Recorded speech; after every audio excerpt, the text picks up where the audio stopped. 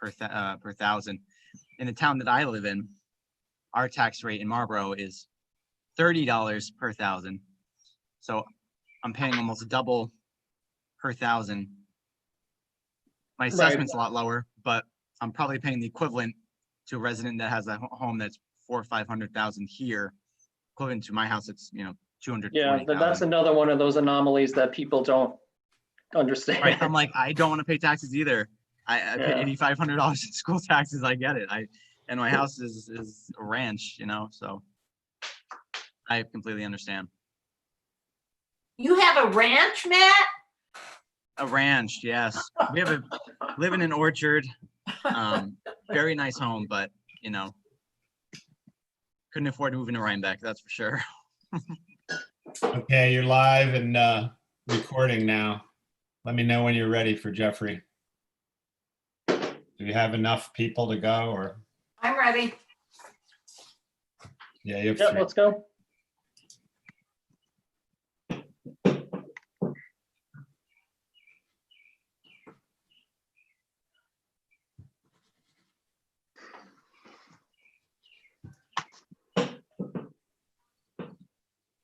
Jeff, you're muted there. Can you unmute yourself on the bottom left?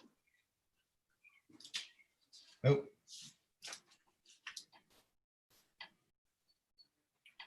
There you go. Can you hear us? Yes, I can. Okay, great. So I'm going to read a quick oath for you to agree to, and then we're going to get started. We'll have about 10 minutes. As we get close to the 8-minute mark, I will give you a warning that we're getting close to the end, okay? Yes, Okay, do you solemnly affirm that the information you're about to give will be given accurately and truthfully with the best of your ability to do so? I do. Okay, let's get started. Tell us about your grievance. Well, I've given you a summary of different properties surrounding me in the adjacent area as far as comparable pieces of property. First with the land values and then also with the house value. I'd like to start with the land values. The property that's most similar to mine is the Cusa property on 6 Daisy Lane. It also borders Lake Sapasco. She's got 40 acres, assessed at approximately $7,147 an acre. My property assessed at $15,457 per acre. And then also I listed 3 other properties that are right on Route 308, larger parcels. The average of that group out to be $6,923 per acre. That is more, my property is more than double that in assessed value. So I'm asking that my property, the land values, be assessed at the average of those properties, which is $69.23 per acre, which would bring my land assessment down to $169,613.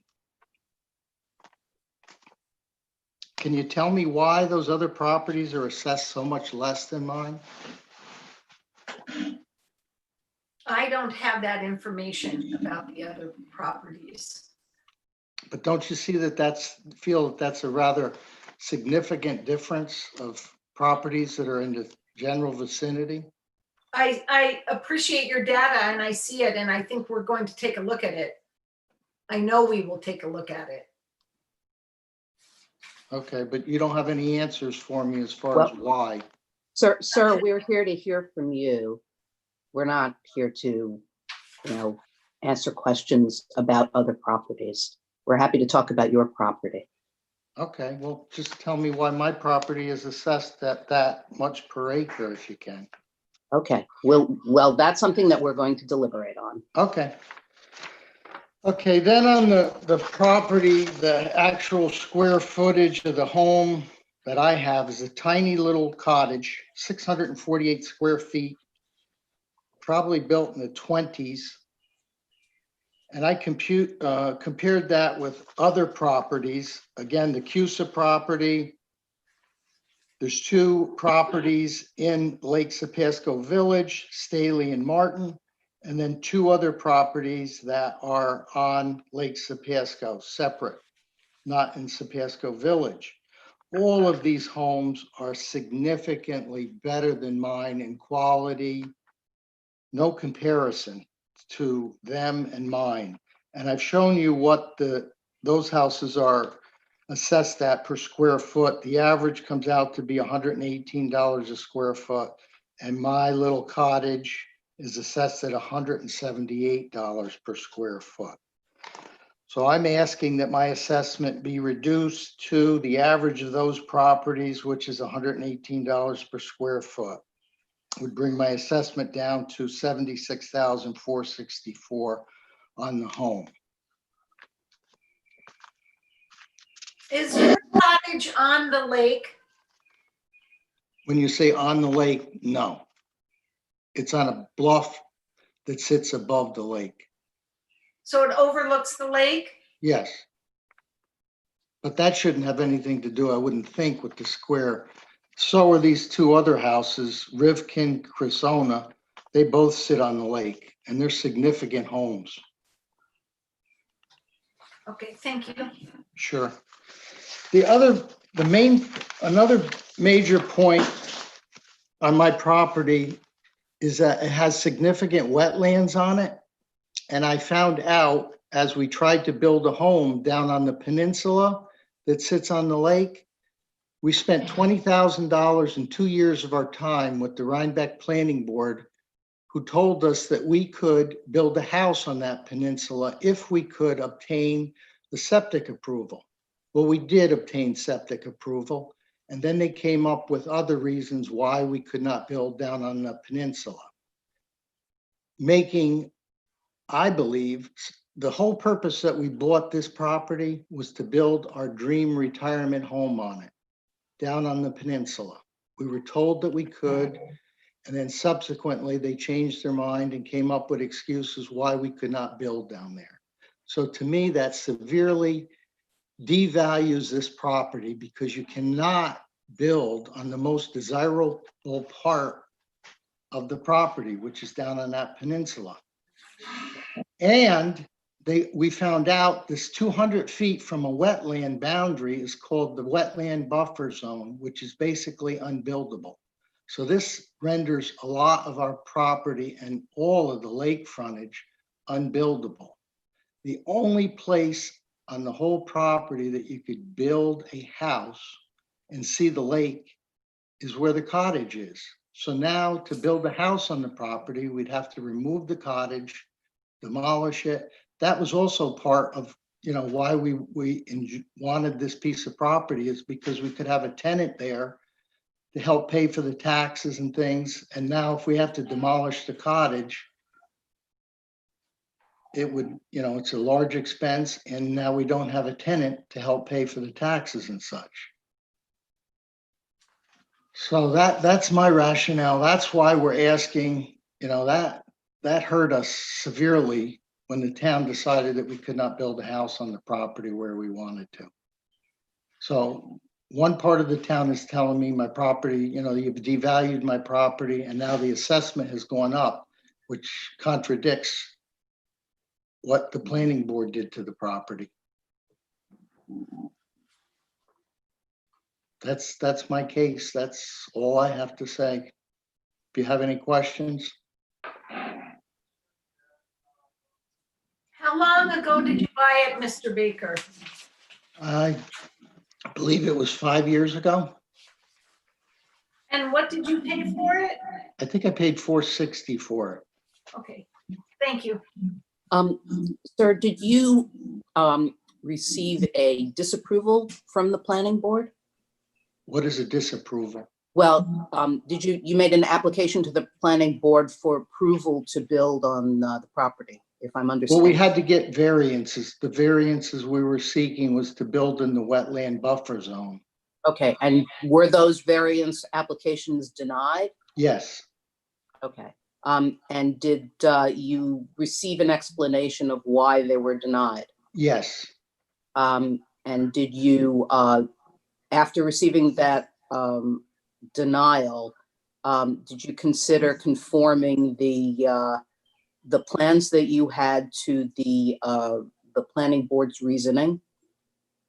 Well, the planning board told me to build, their decision was that there was a less disruptive or less invasive spot that I could build my house, which was 50 feet away from the existing cottage. I did not feel that it was appropriate to build my brand new dream home 50 feet away from a tenant on the property. Okay. Okay, thank you. Any other questions for Jeff? Okay, Jeff, so the process is over the next week or two, we will deliberate and come to a decision. The town will mail you a letter in early July with that decision. Okay, Thank you for your time. Thank you for making this possible. thank you. Thanks You're for, welcome, Jeff. Thank you. Okay, have a good day. you too. Good.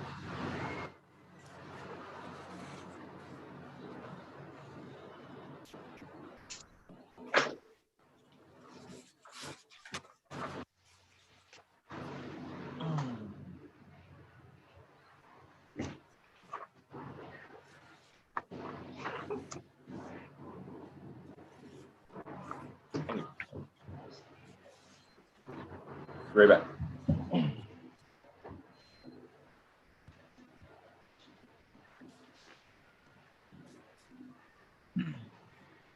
I just wanted to let you all know that there's a person in the waiting room whose appointment was removed for later today because they did have a late application or did not file.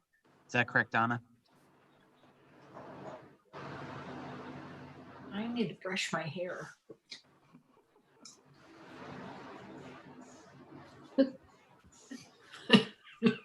And your next appointment's in the waiting room, and we're 3 minutes into her hour, or 10 minutes.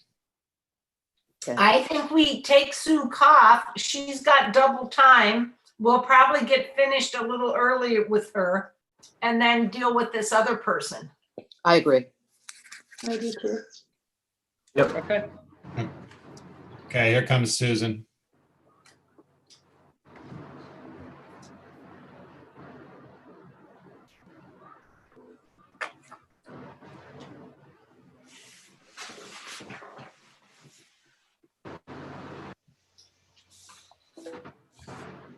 Susan, can you hear us?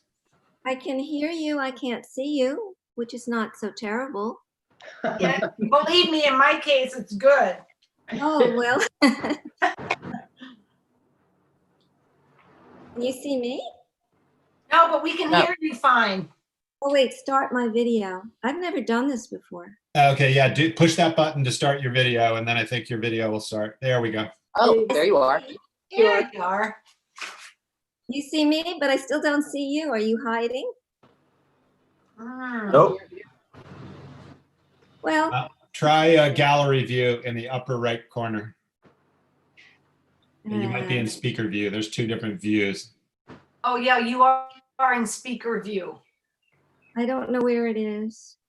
Upper right, It's you have to move your mouse inside the window for the controls It says to virtual appear. meeting. Where it says virtual meeting? That window? Mine's a black background. Within that black background. There's a little, move- above my picture, there's a skinny bar, a blue bar, and a bigger white bar. No? If there's like 4 different boxes in a square, press that. There's only 3, and then picture. Yeah, it me. should say. Huh. Well, maybe we should just talk about why I'm here. Good. Steve, you want to do our oath? sure. So there's a quick oath for you to agree to, and then we'll have 10 minutes. I know you have 2 different grievances, so we'll do 10 minutes for each. I'll give you a warning at 8 minutes when we're getting close to that, okay? Sure. Do you solemnly affirm that the information you are about to give will be given accurately and truthfully to the best of your ability to do so? Yes. Okay, let's get started. Let's talk about 125 Ryan Road. Right. So that's the parcel is 831621. And what's your name, Steve? sir? Steve? Yes. Oh, okay. And is that Gina Fox? Or It is. hi, Gina. I hate that my voice is so recognizable. There's 5 of us here, Sue. The entire board's here. Okay, so I had to resubmit after I spoke to Mr. Sabia because I hadn't filled out the RP 524 exactly right. And I wanted to make sure that you had the right submission, and the date of that submission was May 18th. Yes, I have that. Yes. Okay. So the next question is, did you have a chance to examine it? Because Mr. Sabia said he was so overwhelmed that he didn't really have a chance to look at the submission. Well, We that's why we didn't, did so it. why don't you walk us through? So that's what I thought I might do. And I did consult with a lawyer, and at this point, I just wanted to see where the process would take me. So some of my response had been advised by the attorney, and that's why I did the resubmission. So basically, as an amateur looking at it, I wanted to know how my property assessment compared to some of the properties that I'm familiar with in my neighborhood. And I had to separate out, for my own understanding, the land assessments from the building assessments, and do comparables. And so that's what I did in the RP 524. So when I looked at my land, which had been appraised at my husband's death, also my husband died in 2010 and the appraisal was in 2011. Looking backward, I guess, to the date of death. But anyway, my current, my appraisal at that time was $331,000. With my new assessment, the appraisal assessment for the land went up to $1,223,300, which is an increase of 269%, which like knocked my socks off, frankly, and seemed extreme. And so I looked at some buildings to compare, and I looked at the property on at Wall Street on Rhinecliff Road, which is in my submission. Everything I'm telling you is in my submission. And that is a beautiful piece of property. I've been there. Mary Meyerson used to own it. It overlooks the Shoulder Farm. It has beautiful mountain views and sunsets. And it's a property that has been very well taken care of. And I looked at the Varelli property and the property across the street on River Road. You know, these are all properties that are in excellent condition, and that the comparables I looked at, they increased, the land portion of those properties increased by 12%, 13%, and 43% over the same, whatever it is, 9-year period since the last assessment. And I averaged those land comparables, and on the average, it was 22.67% versus mine 269%. And in 2 of the cases, it's across the street. And I felt that that was really excessive and unequal. Ms. Kaufman, interrupt you for just a moment. This is Lisa Rosenthal. Yeah.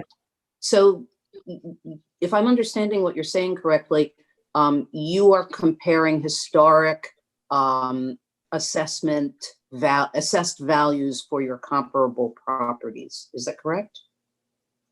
I picked out just really nice properties that I knew that I was with, but we're all in the what I'm trying to understand is are the values that you're using historical assessed? No, these are the assessed values that you gave them this year.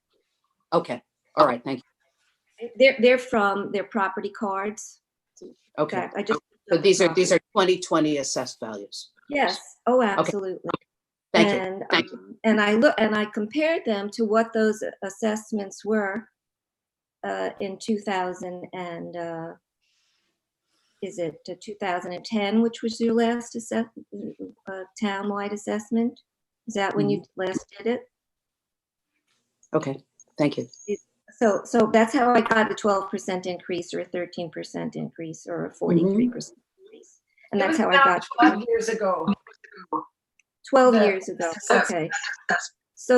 But that's how I came up with these numbers based on what they were and what they are now. And felt that if those properties, which are really nice properties, increased by such minute amounts by comparison, that it was really excessive and unequal. Then I looked at the buildings because I had to look at the total amount, right? So I looked at the land assessments, then I looked at the building assessments, and I basically did a look to compare what my building assessment is to the others. And my building assessment is $1,693,700, and Wall Street is $1,007,500. So we're talking about over 650, just roughly over $650,000 difference in the building. And I just want to point out that, like, Wall Street has 4 residences on it, and has this beautiful view overlooking the farm and the mountains and everything. And the buildings are in very, very good condition. And then the other property I picked was 176 River Road, which has been under renovation, I would say, for the last between maybe 3 years ago, 5 years ago, somewhere in there. And I also gave you the property cards with the photos. If you just take a quick glance at the photos of the properties that I chose, and you look at the photo, even though the photo only shows one building, like the main building, and doesn't show the other buildings, I think when you look at it, you'll see a difference in the way my building looks and the way the other buildings look. And I think that, in fact, my building doesn't look from the outside any fancier, any more wonderful. In fact, less wonderful, because of the lack of landscaping and all the other things that make a house, when you live in a property for a long period of time, you do all sorts of things to the outside of the house to make it desirable for the next purchaser, none of which has been done or had been done by the time of this assessment. Susan, we're at 8 minutes right now, just to give everybody a heads up. Okay, I'm almost finished. The other thing is Steve Becchio had given me town comparables, and I looked at those. And one of the comparables was my old house that I sold, so I know that very, very well. That property that I just sold, Eric Schmidt from Google was the highest bidder on the property, and it took me 3 years to sell the property. And all the other prices that came in were about $1 million less. And I happened to luck out because he was trying to buy all of the properties and put it together.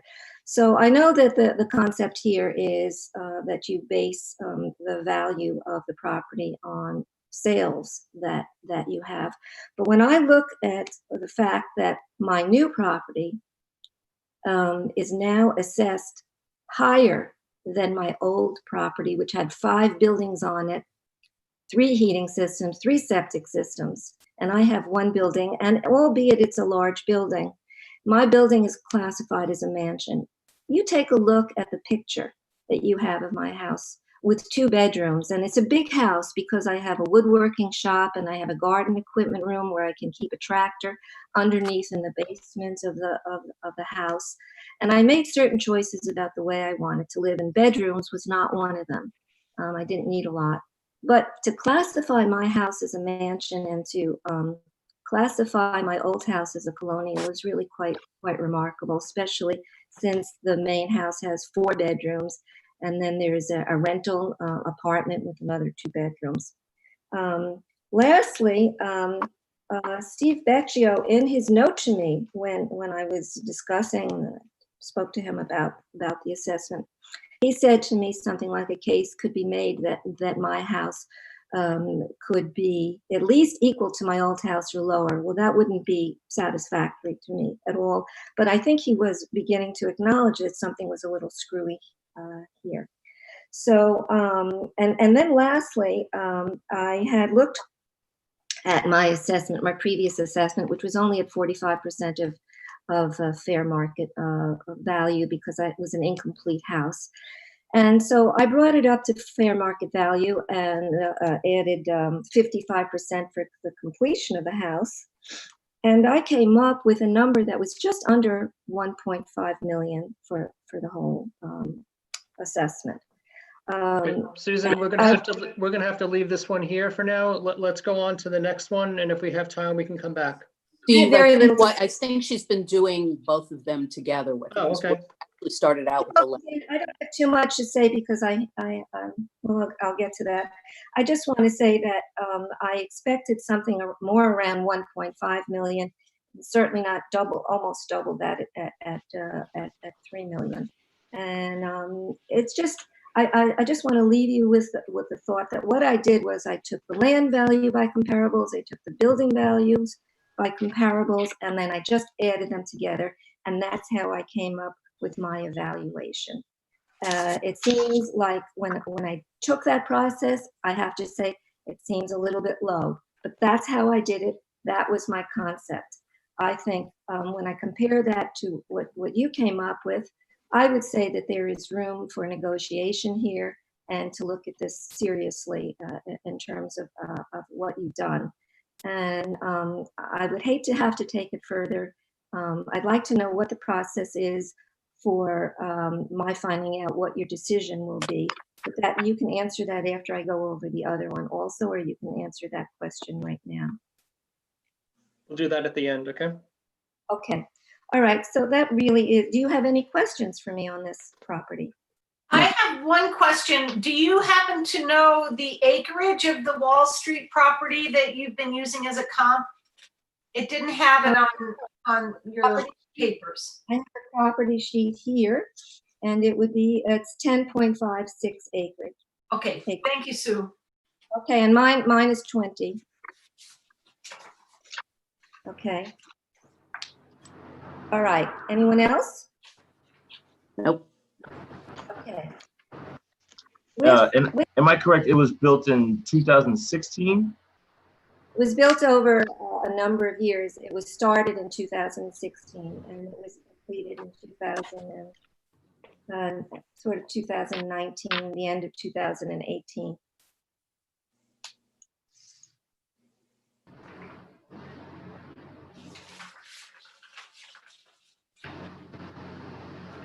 Any other questions? Nope. So going to the other property, again, because I'm not a professional at this, I also had to resubmit. So the resubmit was on May 15th. So I want to make sure you're looking at the right resubmit.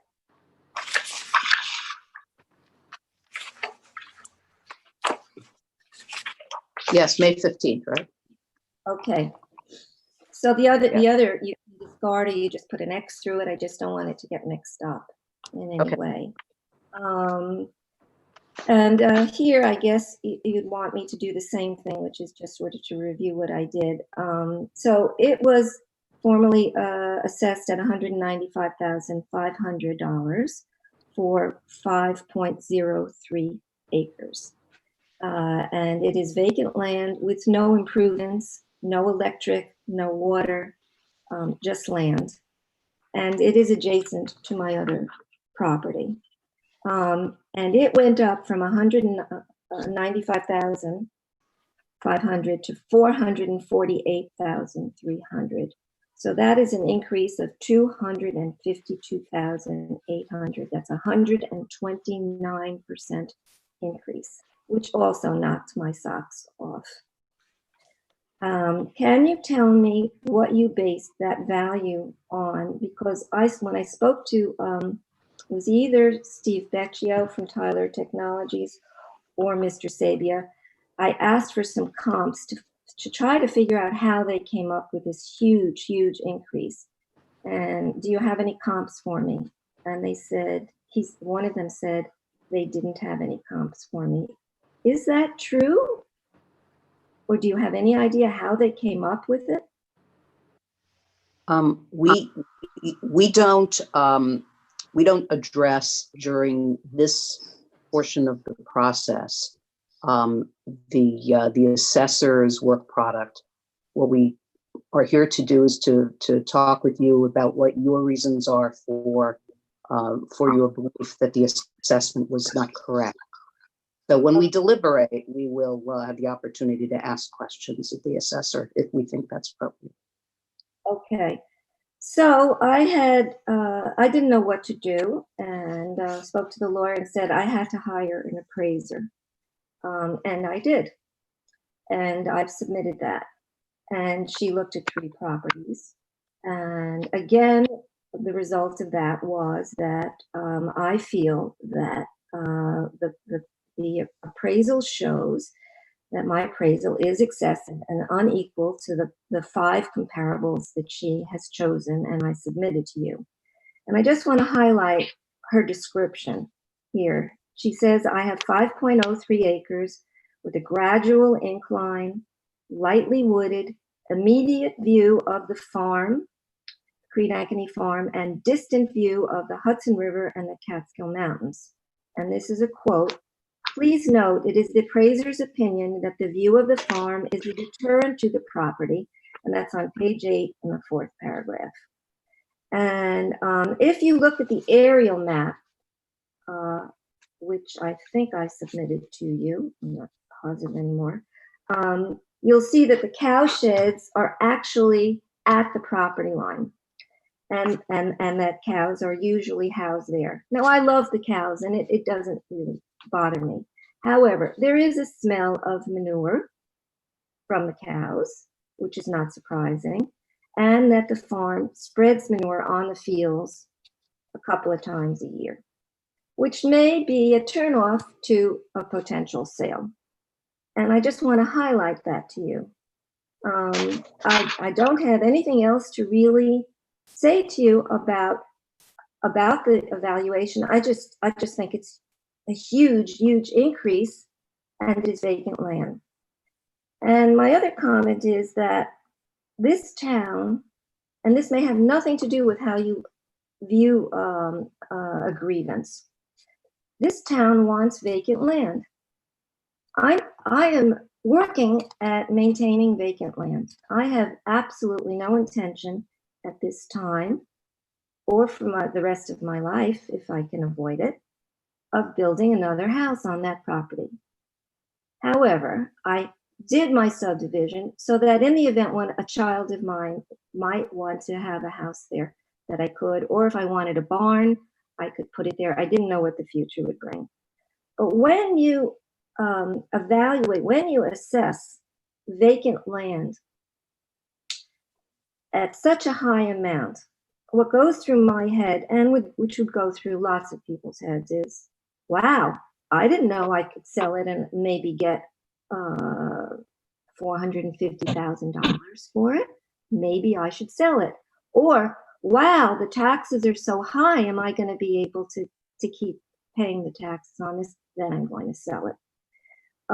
So I just want you to know that if the value of the town is to keep open land, incentives have to be given to the owners to say, yes, we appreciate your open land and we understand it. But to put an increase of 129% on the value of this vacant land to me is absolutely phenomenal.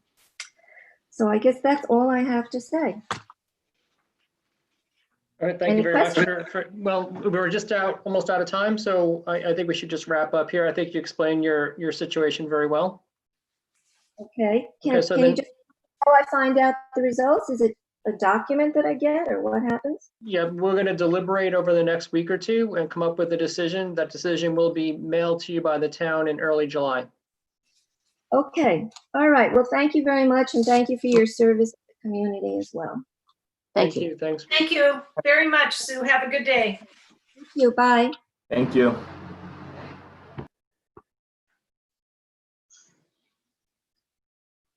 We have the next appointment in the waiting room. How do I get out? Do I just X out, I guess? Yeah, leave meeting. Meeting. Meeting in the lower right. Oh, there. Okay, thank you. You're welcome. Thank you. So we have McNally. Yes. Yeah, are you ready? Yeah. Yeah.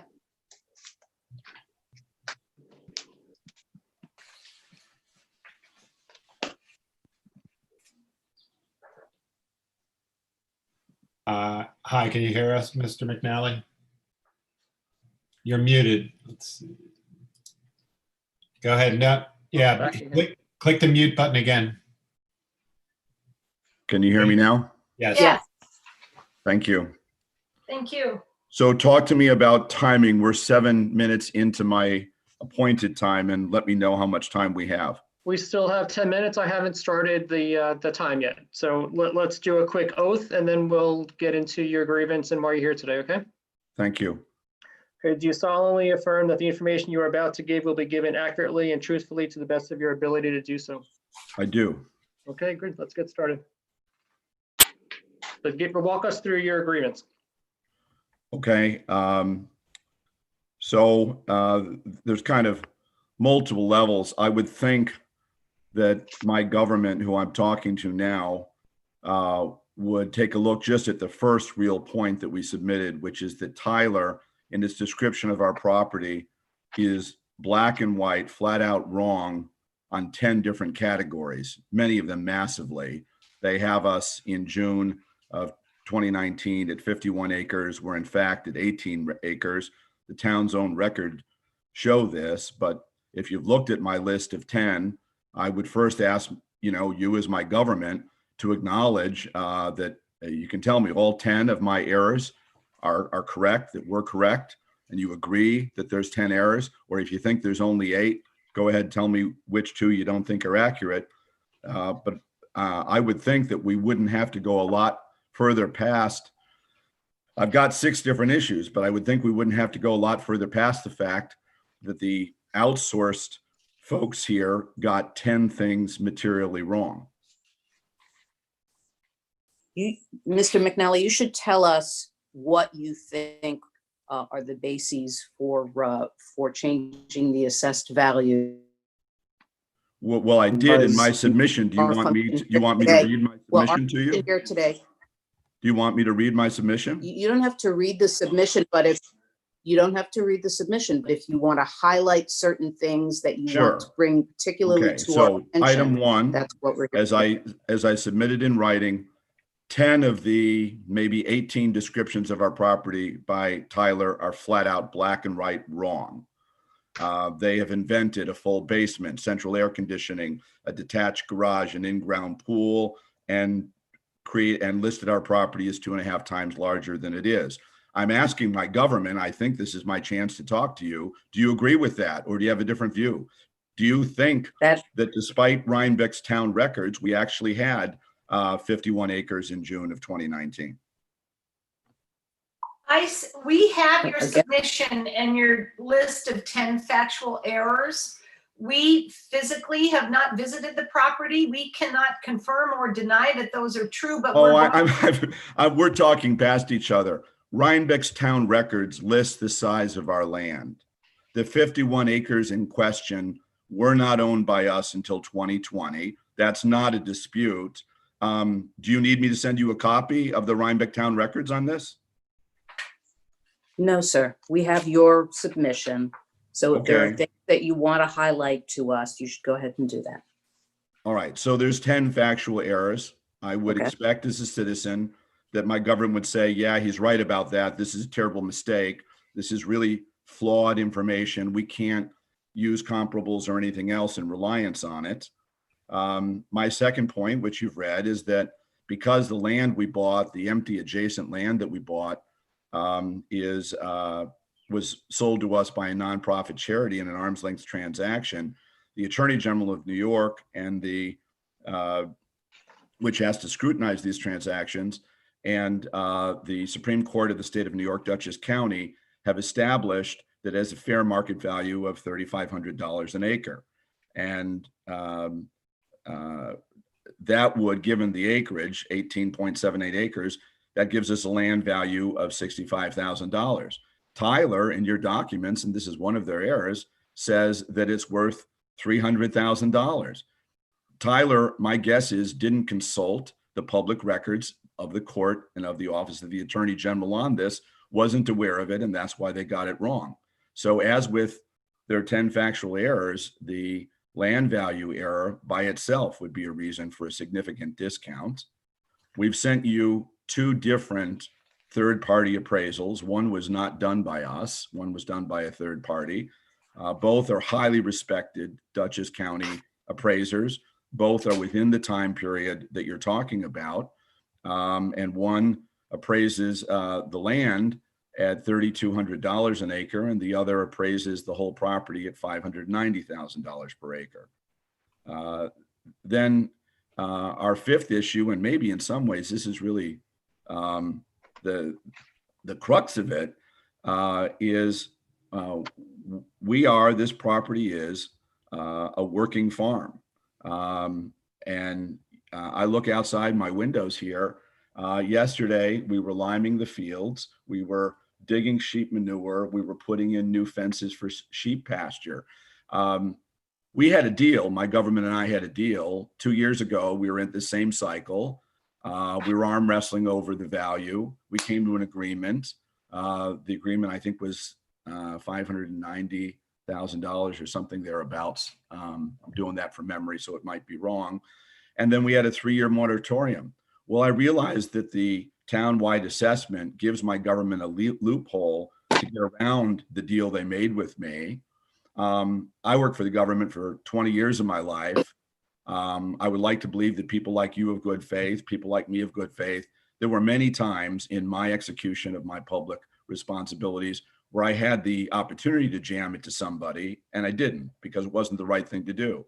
So we had a deal. We had a 3-year deal. Now that's been upturned. And I'd love for my government to tell me, and I'm getting the sense that you don't answer questions in this discussion, but I'm getting my land was tripled in value by Tyler. And I'd love to know if my government would tell me what percentage of Rhinebeck properties were tripled. Is it 1%? Is it 10%? Is it 30%? Am I entitled to that information? I don't know the answers to my own questions. Okay. That is not something that we discuss during this portion of the process. When we deliberate on your grievance, if we need further information from the assessor, we'll ask the assessor to provide it to us. Is there a way for a citizen in Rhinebeck to find out this information? You would have to speak directly to the assessor's office about that. Is the assessor on this call? He's listening, and he's not a member of the Board of Assessment Review. He's only here to provide information for us if we ask him to do so. That's not the purpose of today's. Okay, this is my first grievance. I actually Understood. didn't know how this worked. Didn't know if I should be reading what I sent you or whether I should be asking questions. I honestly didn't know how this worked. That's fine. So look, my working assumption is that, as was true of my experience in public service, is that you're all good and decent people and you're trying to do the best for your community and your town.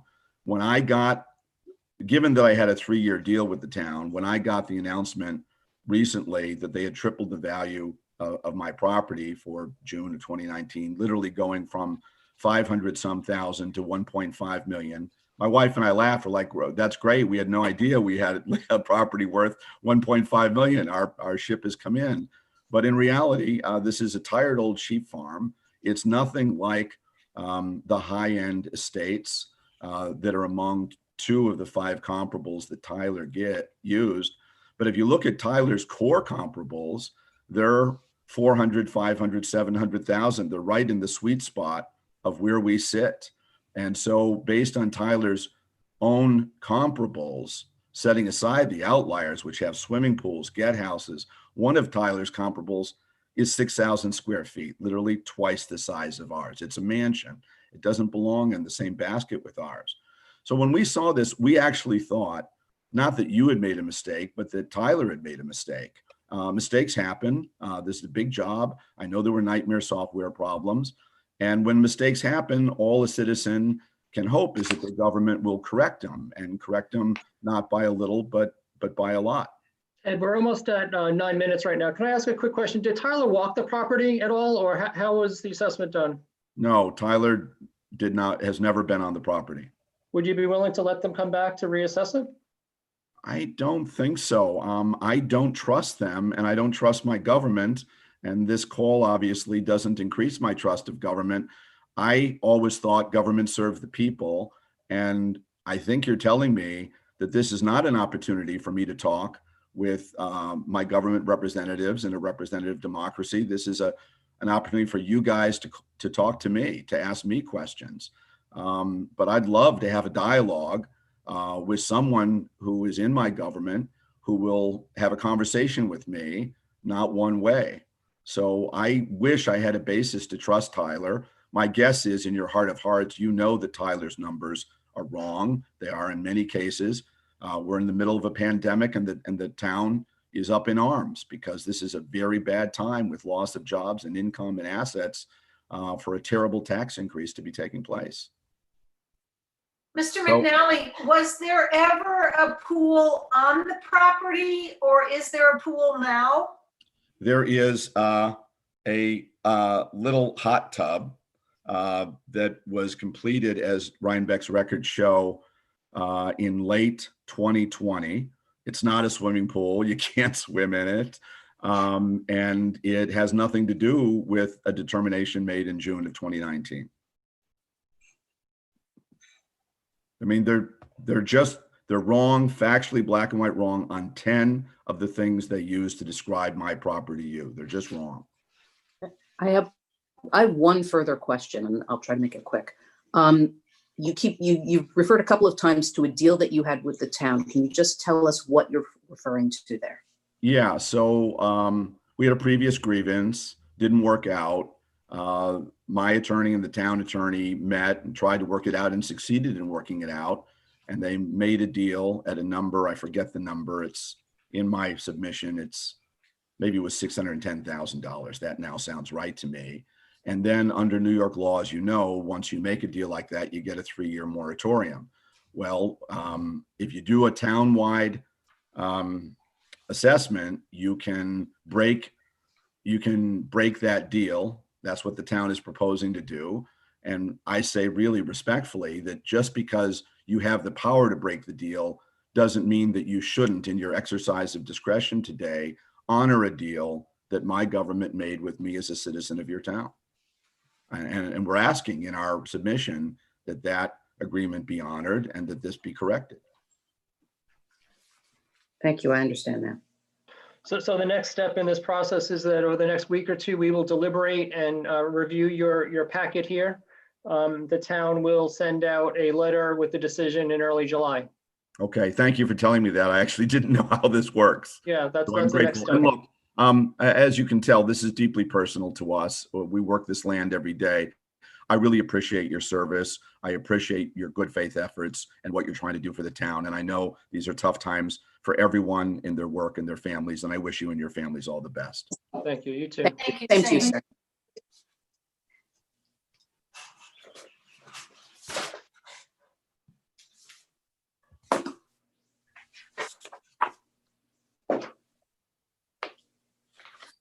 Ed, do you see the leave meeting button at the bottom right? Hang on. Sorry. That's okay.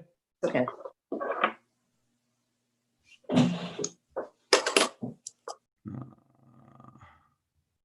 Should be at the bottom right of the screen. Should be a red button that says leave of the Zoom window. There. We just move.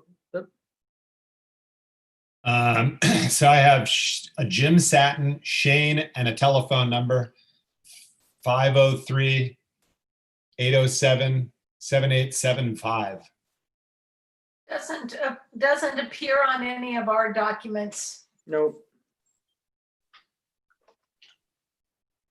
Supposed to be Michelle, Joe next, right? It could be a lawyer. No, James O'Donnell and Helena Patia. Do I have them next? Oh, No, yeah, you're right. Yeah, it says Jim Satin and then this telephone number. Well, I think we should bring him in and see if Okay. it happens to be him. Jim Satin. Yeah, Okay.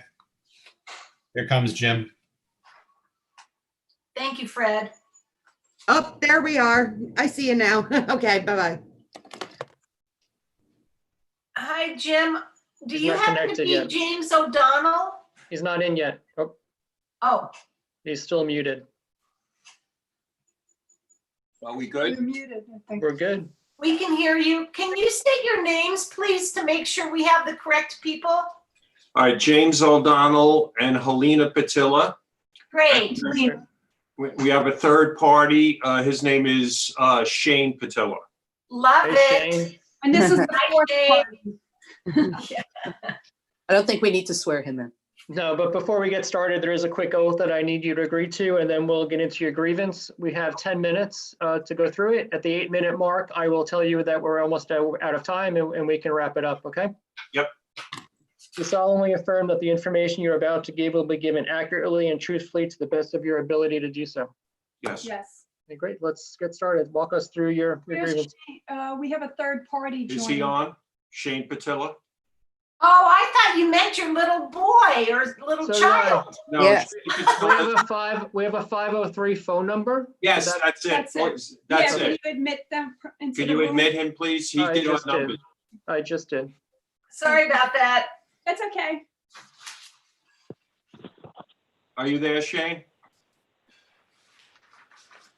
Shane, Shane, can you hear us? You look green. For a second. Give him a second.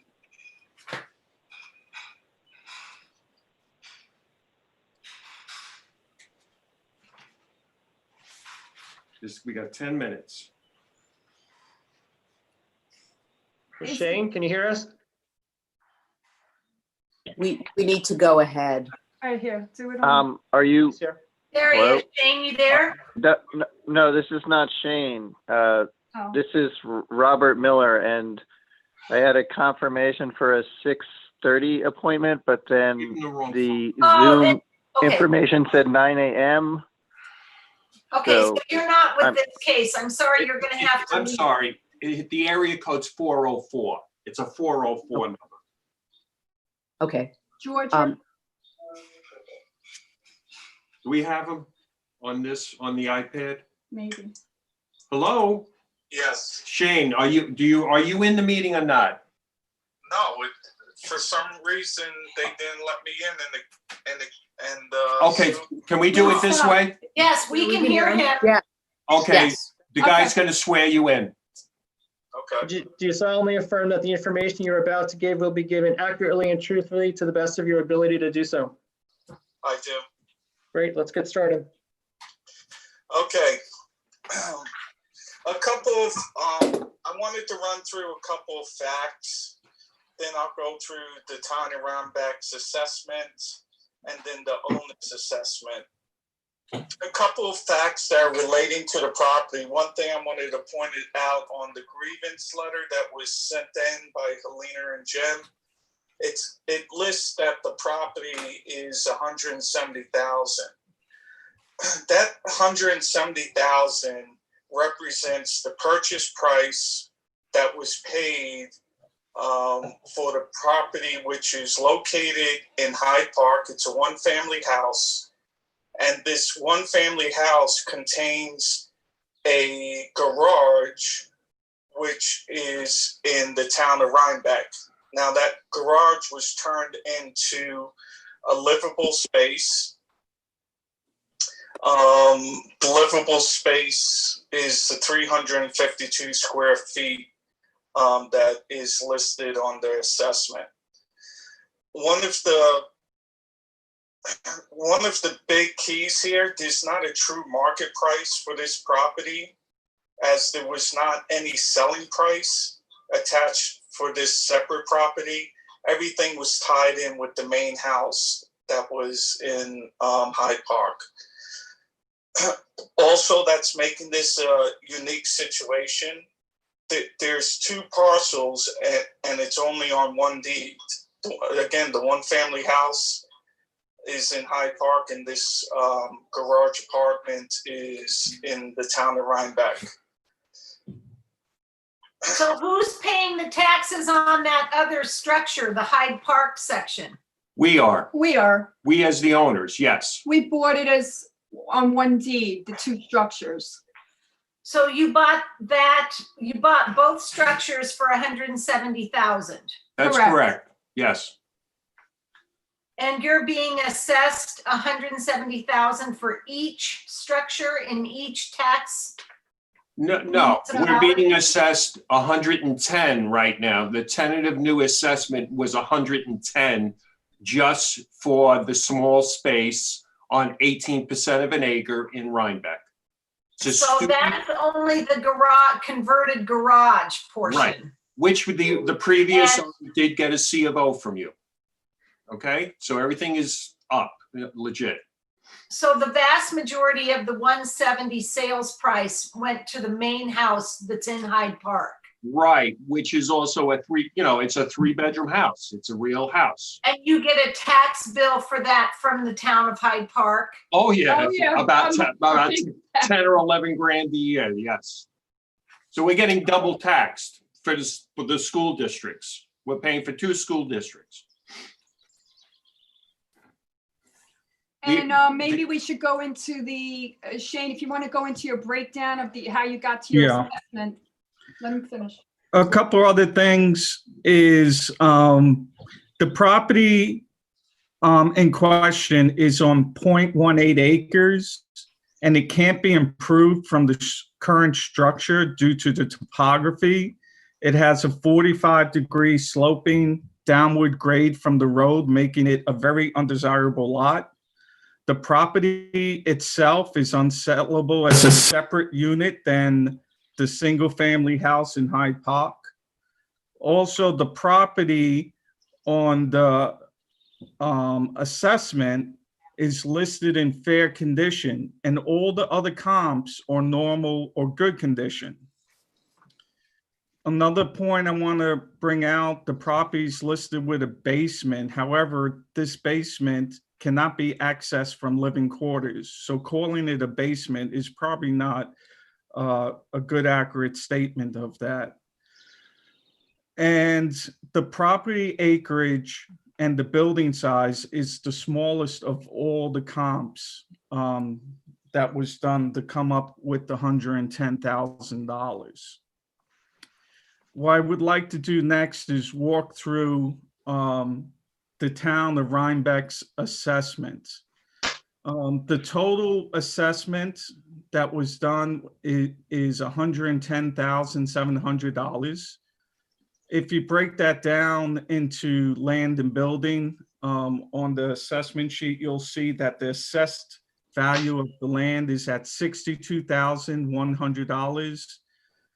The assessed value of the building would make it $48,600. So having a assessment of $110,700 for this year's taxes, last year's taxes assessment was $76,000. This represents a 46% increase over 2019.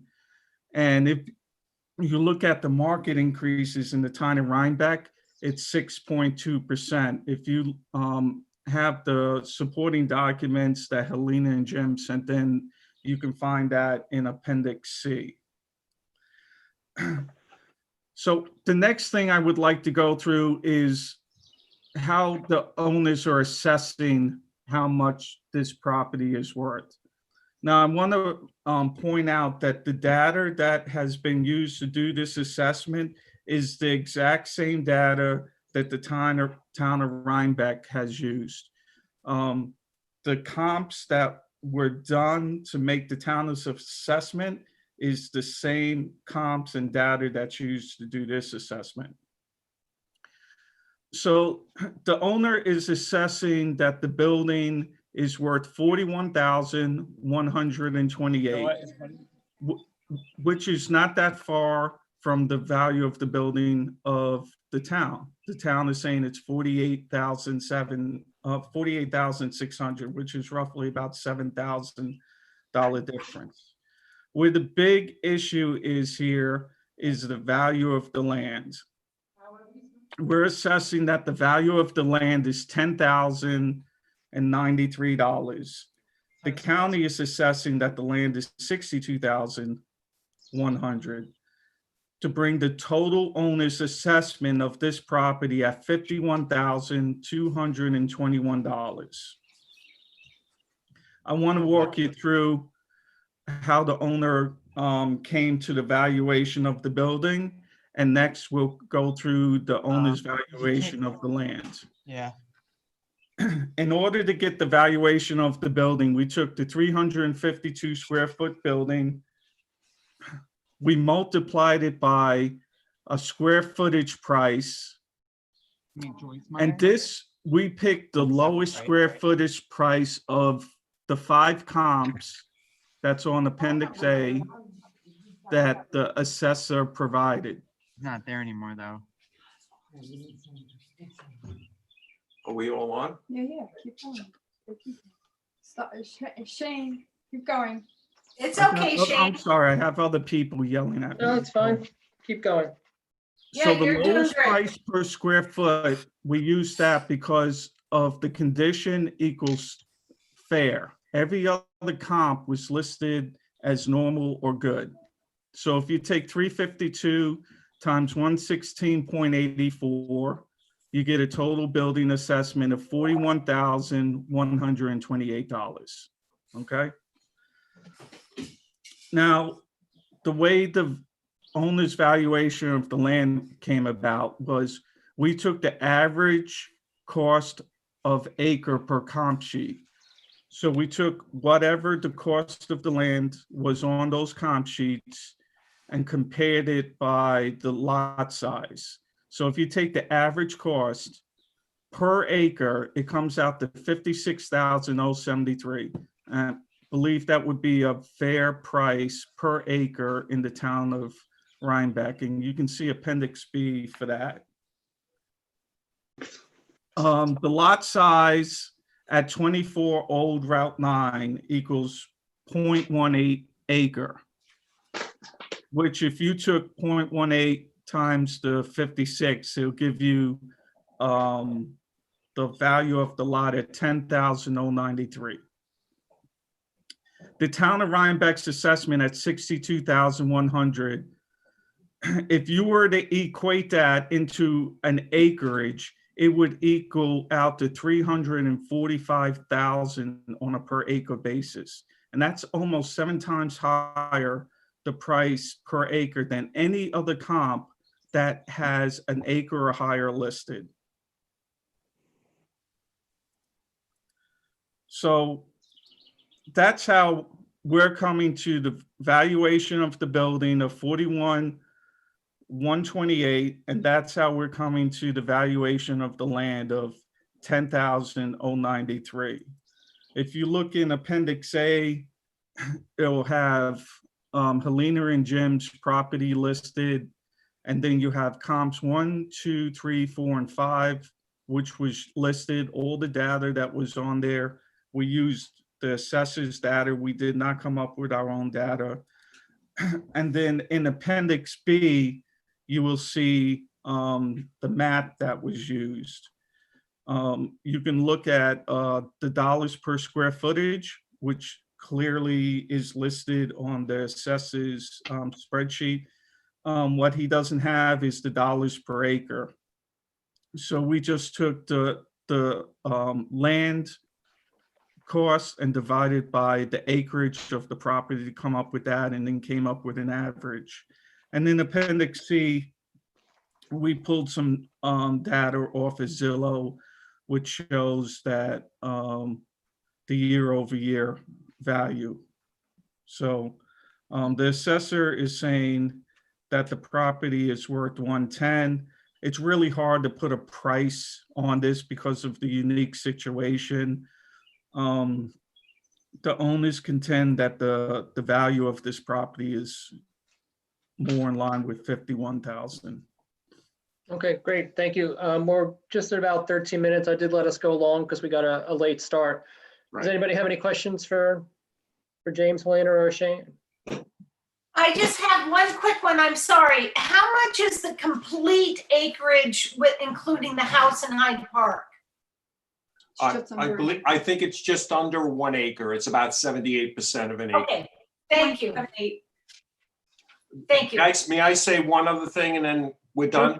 Well, I just want you to be aware, it's also in the documentation that I had looked into. If we were going to sell this property, first of all, we'd have to split the deed. It is not, it is now tied into the septic on the main house. We would have to get permission to put in a septic. Any person that would be interested in buying this property, I spoke to your people at the Department of Buildings. Since it's so small a lot, they would have to get permission for anything if they wanted to put an expansion on the house, the septic, et cetera, et cetera. What kind of person's going to walk into a sale like that and want to buy a lot that they don't know if they can do anything with it? So as far as I'm concerned, at this point, that, you know, how much value is it worth? And that's just something for you to consider. All righty? Great. And I appreciate all your time. All right. Great. So the next step in the process is that we'll deliberate over the next week or two, and a letter from the town of Rhinebeck will go out first or second week in July with the decision. Thank you so much for your help. And thank you. Thank you. Thank you. Bye-bye. Bye. Bye. Bye now. Let's get out. I'll just close it. Leave meeting.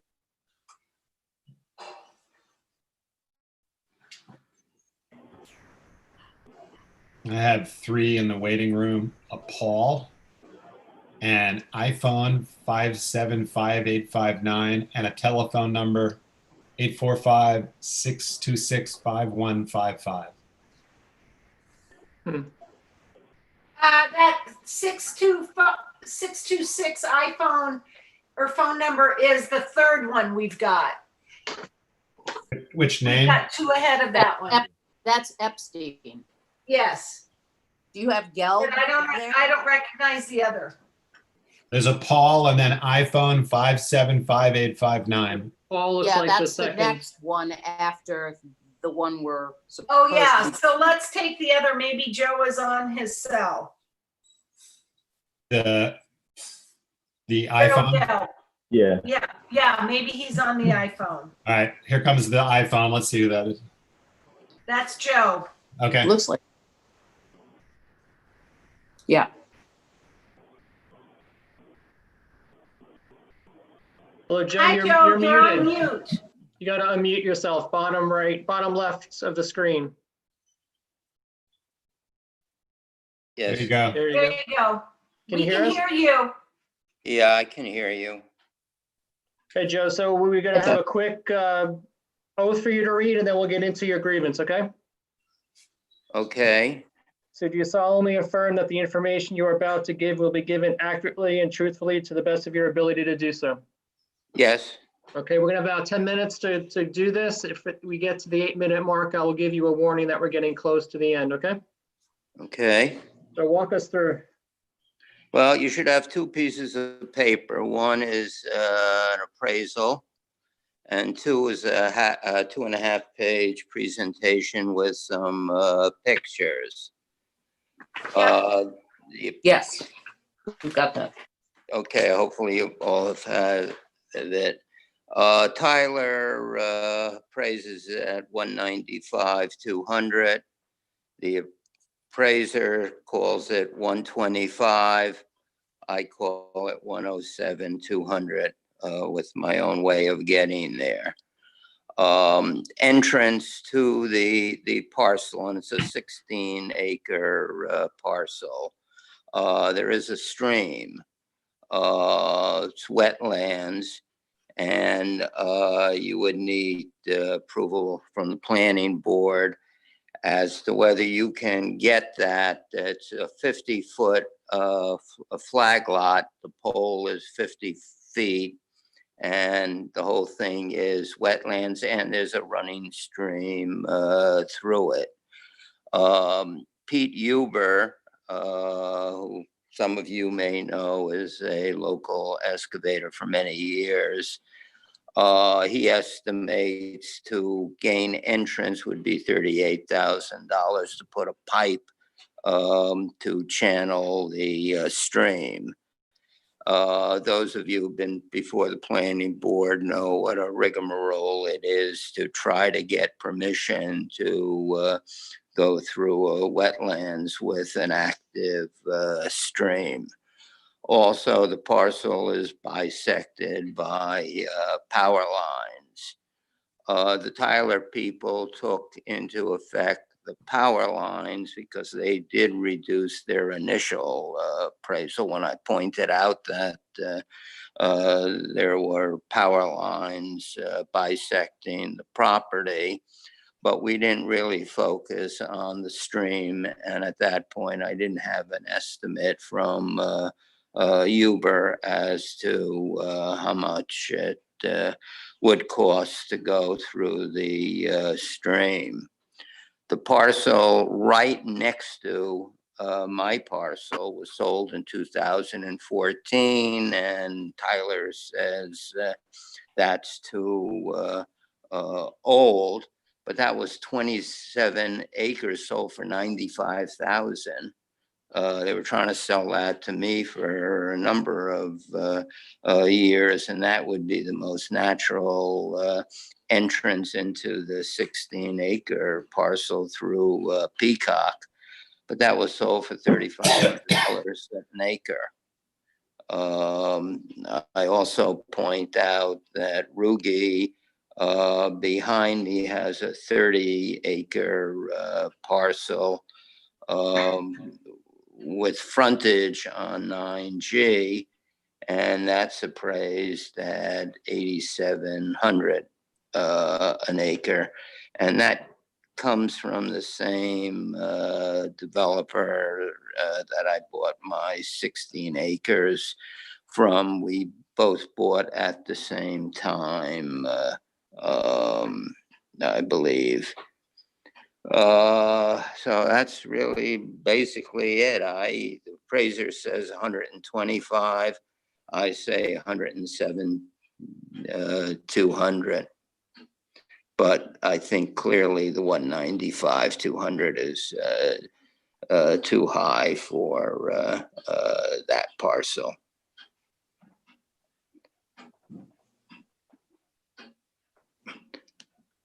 I don't know if anybody has any questions.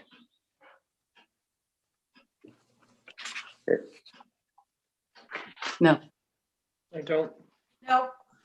No. Okay, thank you. Okay, Joe, so the next step is for us to deliberate in the next week or two. We will get a letter out to you from the town in the first or second week in July. Okay. I thank you. Thank you. Thank you, Joe. Thank you. Bye. Bye. Bye.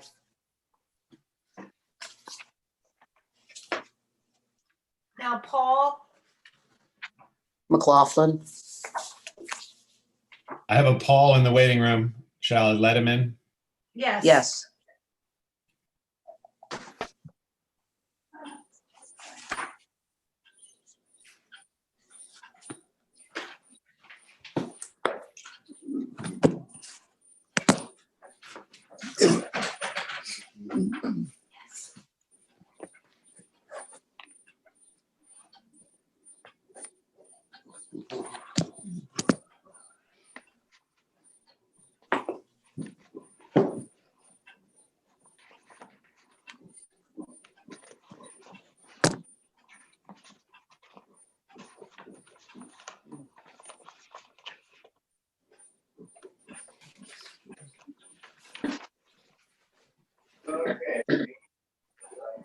Hi, Paul. Hello?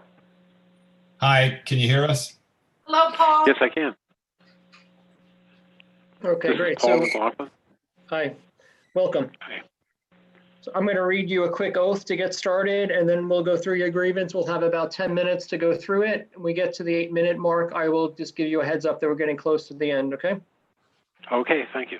Do you solemnly affirm that the information you're about to give will be given accurately and truthfully to the best of your ability to do so? I do. Okay, great. Let's get started. Tell us about your property. Okay, I thought I'd first start with a description of the improvements or lack of improvements.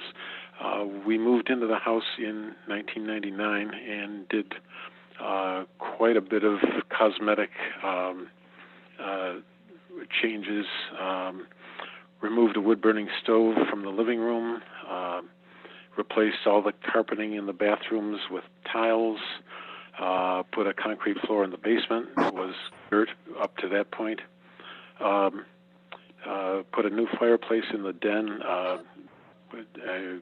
including bookshelves, and let's see, took out all the wall-to-wall carpeting and refinished the oak flooring.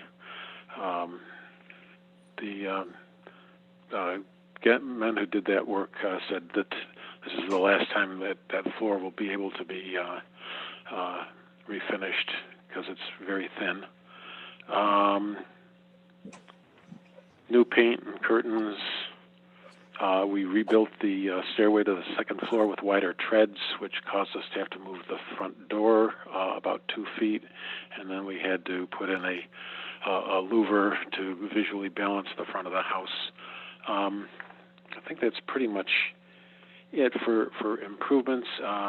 In 2009, we there's a small, at the end of the south end of the kitchen, there was about 8 foot by 7 nook cantilevered out from the end of the house. We enlarged that to about 9 by 10, maybe added 40 or 50 square feet to it. We had to put in a foundation underneath it and extend or put a heating vent at that end of the room. That was at a cost of $36,000. And last painted the house in 2008. And I think you got a list of all the things that the house needs.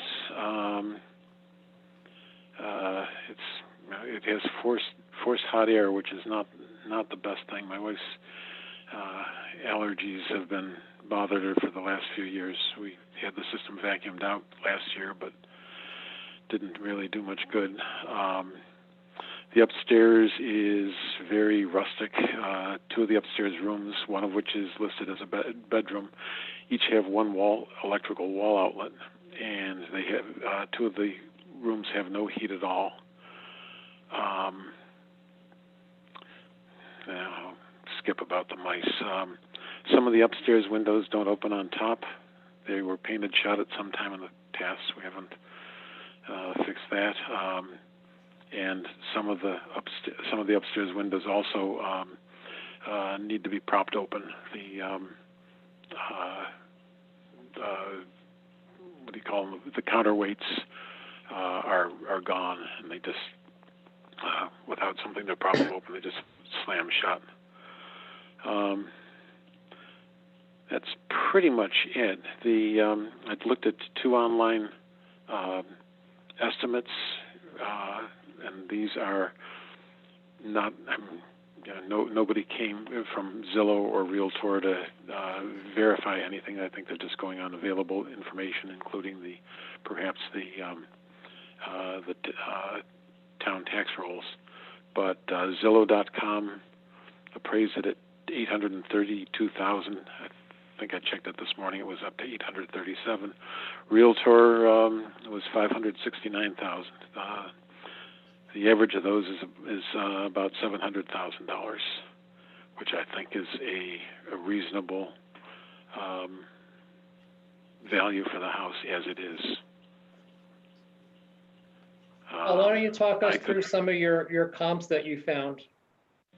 Okay, I'll start with my neighbors on South Street.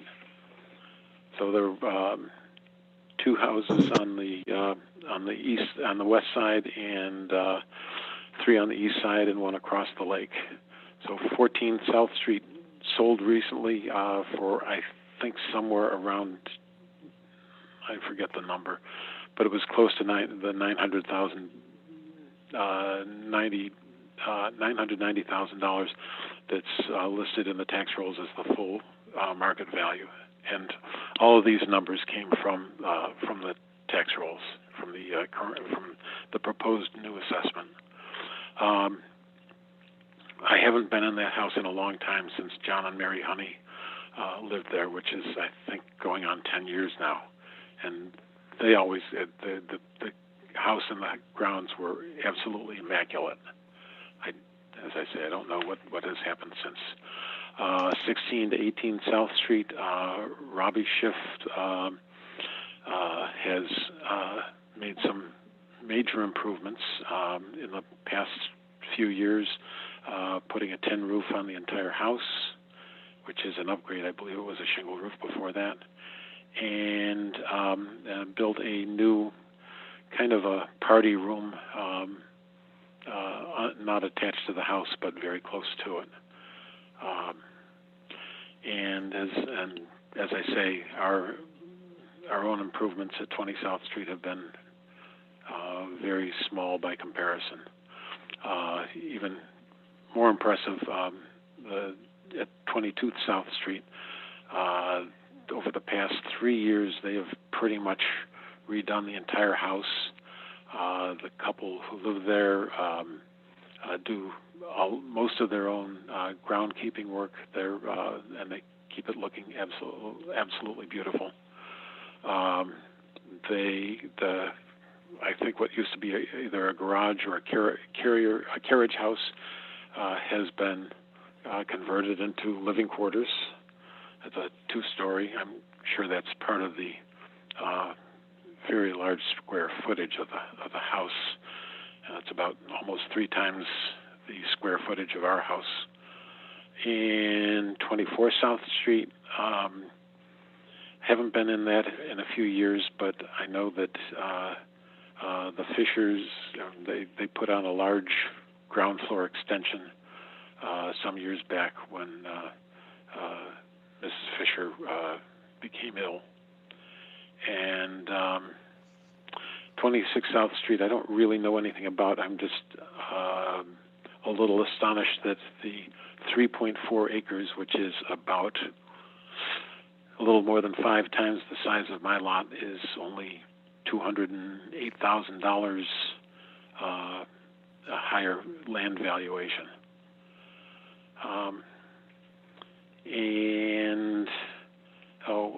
So I'll go over to the sales comparisons. I noticed that, looking at this, that all the properties we're being compared with were much smaller, and I don't know if that's the reason for the much lower land valuation or not. But one comparison I do have is that 11 Rockefeller Lane on Crystal Lake has the same acreage as 19 Livingston Street, and the land values are pretty near each other. The one on Rockefeller Lane, which is on the other side of Crystal Lake, is $239,600, and 19 Livingston, again with the same acreage, has a land value of $257,000. So I'm wondering if that means that there isn't a kick up in land value because of the lake frontage, but that seems a logical conclusion. And yet, our land value is, well, it's much higher than any of the other properties that were sold for comparison. I don't know if there's anything current that since then that might have had an effect, but anyway, I guess. Well, we're just at about 9 minutes right now, so ask you to wrap it up, and we'll see if anybody has any questions. Okay, go ahead. Any questions you have, I'd be glad to try and answer. Oh, there was there were a couple of things I didn't understand about the comparison sheet that you sent me, but let's let that go for now. Go ahead. Please go ahead if there are any questions. No, I have no questions. I have none. No, I don't either. Okay, then one thing I would point out from the comparable sales residential report is that our house, 20 South Street, is about 2/3 of the way down in the columns, a listing of first story area, 1,267 square feet, second story area, 370 feet, and then the total is 2,093. That's about 460 square feet more than the sum of those two, and I wonder where that comes from. Three of the properties, 1, 3, and 4, the sum from first and second stories adds up to the total. Although, interestingly, which is at 45 Livingston Street, comparison 3, the first and second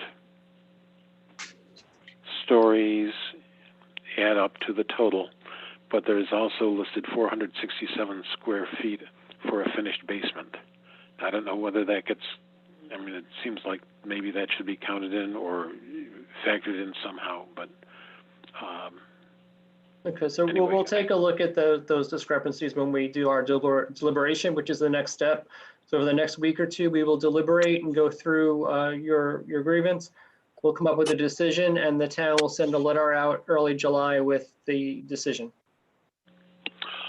Okay, thank you very much for your time. I had a hard time getting into this, so I was a little bit late, and I apologize for that. Yeah, no worries. No problem. Thank you. Okay. Thank you. Bye-bye. Bye.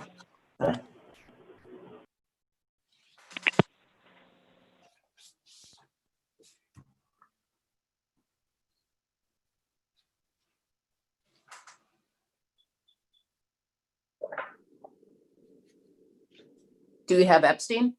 That's what I'm saying, yeah.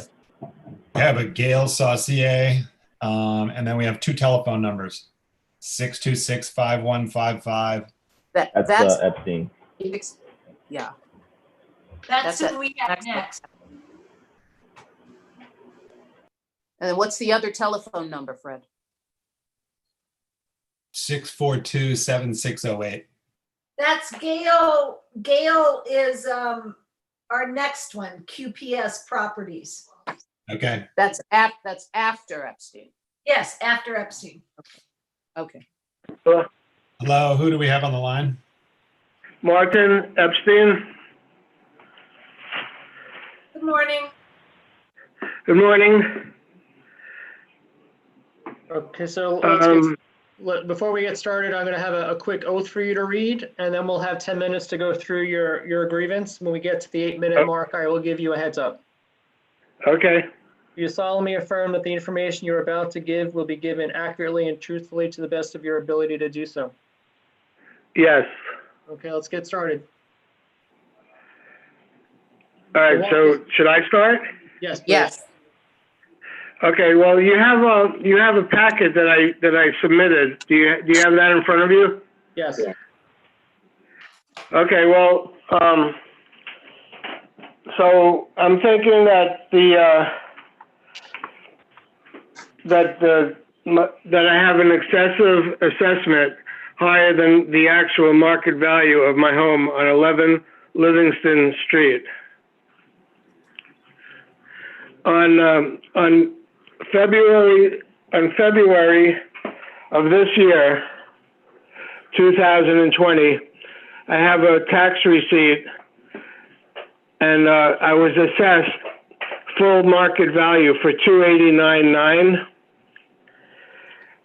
My most recent assessment that I'm grieving is for $424,000, which is, like, in my opinion, totally out of line.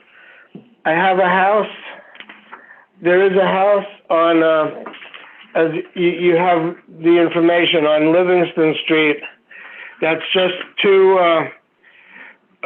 houses over from my house across the street. It's way bigger. It's 1,382 square feet, where mine's 1,100 and something, 1,197 square feet.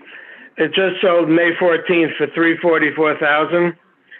And then I also submitted to you a list of 41 different properties, all in Rhinebeck, all larger square footage than my house, and all larger square footage land than my house, for way less than I'm being full market value assessed for. For instance, on 60 Livingston Street, there's a house that sold in May for $274,000, and that's on it has 1,370 square feet on 60 Livingston Street. And on then I have all these different properties on Livingston Street that are all way less than I'm being assessed for, and other ones in Rhinebeck, all under 400,000, a lot of them under 300,000, and a lot of them, some of them under 250,000. And I also submitted in the packet that you have, I'm not sure if I submitted 3 or 4 real estate agents that the house was listed for sale. For instance, Mavoto Rhinebeck agent in April 2020 had listed it for $261,000. Remax on 5/20/2005 on May 2020 enlisted from Remax for $274,100. And then Zillow had given us they dropped the price $100,000, and I'm not sure if they dropped it from, they originally listed it for $339,893 to $239,000. So that one's in question, but you see my point. What do you think? Do you currently live in this home or is it a rental? The house is a rental. Originally, we were going to live in the home, but it was too expensive for us. Right now, we rent it, but we're on a negative. We rent it, but the money we bring in is a negative, not a positive. We lose money every month by renting it because we can't rent it for what we were hoping to rent it for, and it doesn't cover our mortgage or our expenses. Okay, thank you. These real estate appraisals, this is on this property that you're saying there are, or this is other properties? No, this is 11 Livingston Street in Rhinebeck, New York. They raised our full market value for the tax assessor from last year. It was at 289 full market, 289.9 full market value, and this year they raised it. It was less than this a few months ago. They raised it to 424.2. So they raised it $1,600 in a period of a few months. No, I which, understand. you know, I if you're- understand that. I understand that, but you're saying you've got 3 real estate agents and you talked about value, but I kind of missed some of that. So are you saying that those values are what they think 11 Livingston is worth, or comparable houses? Yeah. No, 11 this is all for 11 Livingston Street. 11 Livingston Street. One real estate agent was called Movoto, M-O-V-O-T-O. On April 2020, they listed it for $261,000. Then Remax is another real estate agent in Rhinebeck. They listed it on May 20th, which is just a few weeks ago. They listed it for $274,100. So, yes, listed. That's what the listing is for. So, Epstein. that's a suggested. What they're suggesting. That's what we sell it for. Mr. Epstein, your tax receipt here, is that for last year or is that for this year? The one that has you assessed at 252,000?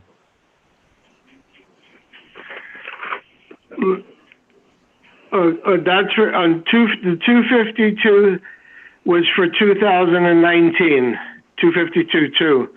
And for 2020, they raised it to 424.2, which, you know, there's no way in the world. I mean, if I could sell it for 424.2, I'd run right down right now and try to sell it. Because that's like, you know, it's a few $100,000 more than I was ever hoping to get for it if I were selling it, which I'm not. But if I was, you know, I would think it'd be worth more like in the 252s than the 424s. I mean, I submitted 41 properties, all in Rhinebeck and all selling this year, 2020, and they're all for way less than my property is the full market value. I mean, I could go through them one by one if you want. We have them. There's about a dozen of them right on Livingston Street. No, we have them here. We can go through them. So we're just about at 8 minutes. Is there anything else that you want to tell us? Well, is there anything you could tell me? Does anybody have any questions for Mr. Epstein? No. So the next step in the process is for us to deliberate and go through your assessment, your grievance, as well as the assessor's information. We'll come to a decision. That decision will be mailed out to you in early July. In July? Yes. You know, as you can see from the paperwork, the property is 80 years old. You know, the garage, there's a detached garage, but it needs total renovation, which, you know, we can't afford at this particular moment. And it's also, I mean, I guess I already said this before, but it is the smallest property that I could find in Rhinebeck, and in the smallest, and I think it's the smallest lot also, and yet we're assessed full market value higher than 41 properties that I submitted that sold for this in the last few months, and a lot of them on Livingston Street. So it seemed like that, you know, the property should be assessed, you know, way lower, like a few $100,000 lower. Okay. Well, I don't know why it's so high. Again, we're going to take a look at it and we will come to a decision and we'll get that out to you in July.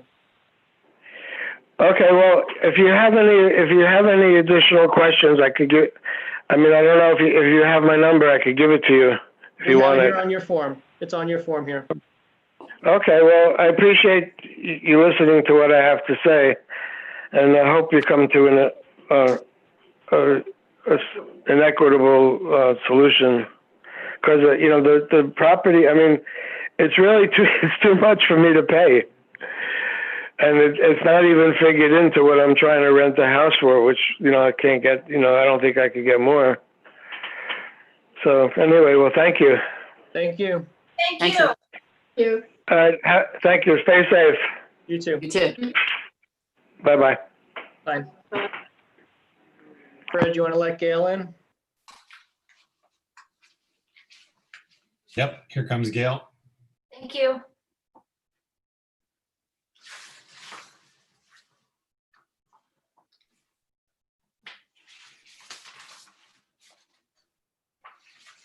Bye. Good morning. Good How are morning. you? Good. How are you? The sun's coming out, so I'm a happy woman. Oh, good. Good. So before we get started, I have a quick oath for you to agree to, and then we'll talk about your grievance. We'll have about 10 minutes to do that. At the 8-minute mark, I will give you a heads up that we're getting close to the end, okay? Yep. Do you solemnly affirm that the information you are about to give will be given accurately and truthfully to the best of your ability to do so? I do. Okay, let's get started. Okay, so do you have the paperwork in front of you for 1-12 Acrid Hook? Yes. Yes. All right. The owner is obviously concerned with the assessment moving from 326.4 to 631.3. She would like it more around the 500,000 mark. And the comps that I sent, because there are no sales comps to discuss on this matter. These 5 families don't come up very often. She purchased this back in '08. The comps I sent you is there's a 7 family on Wheeler. Their assessment is 462,000. Less land, 0.48 acres compared to 12. The other 5 unit I sent is on 4 acres, and that's 45 Kloss, owned by Kathy Young. All right, I'm losing you here. And the assessment on that is 473,900. It's 1 building instead of 5 or 7 on the other. The other one I could find was up in Red Hook, 8 units, 1 building on Old Whalesback. Right now, the tenants are paying the rent at 1-12 Ackerd Hook. There's a couple of them that may not be able to in the next couple of months because of working conditions and COVID-19. And that's basically the story. It's just if you go over the comps and if you could do anything for this owner, that would be wonderful. Gail, may I just ask you a question? So the assessed values of the 2 comps are based on the 2019 assessment. Is that right? No, I think they're all No. current. Well, I mean, I'm looking at the parcel access page for 10-14 Wheeler Road, for example.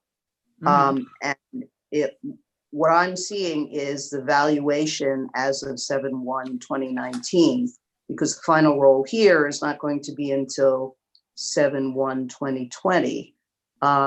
So unless you're getting your figures from another source, it looks to me like that 462 is a 2019 figure.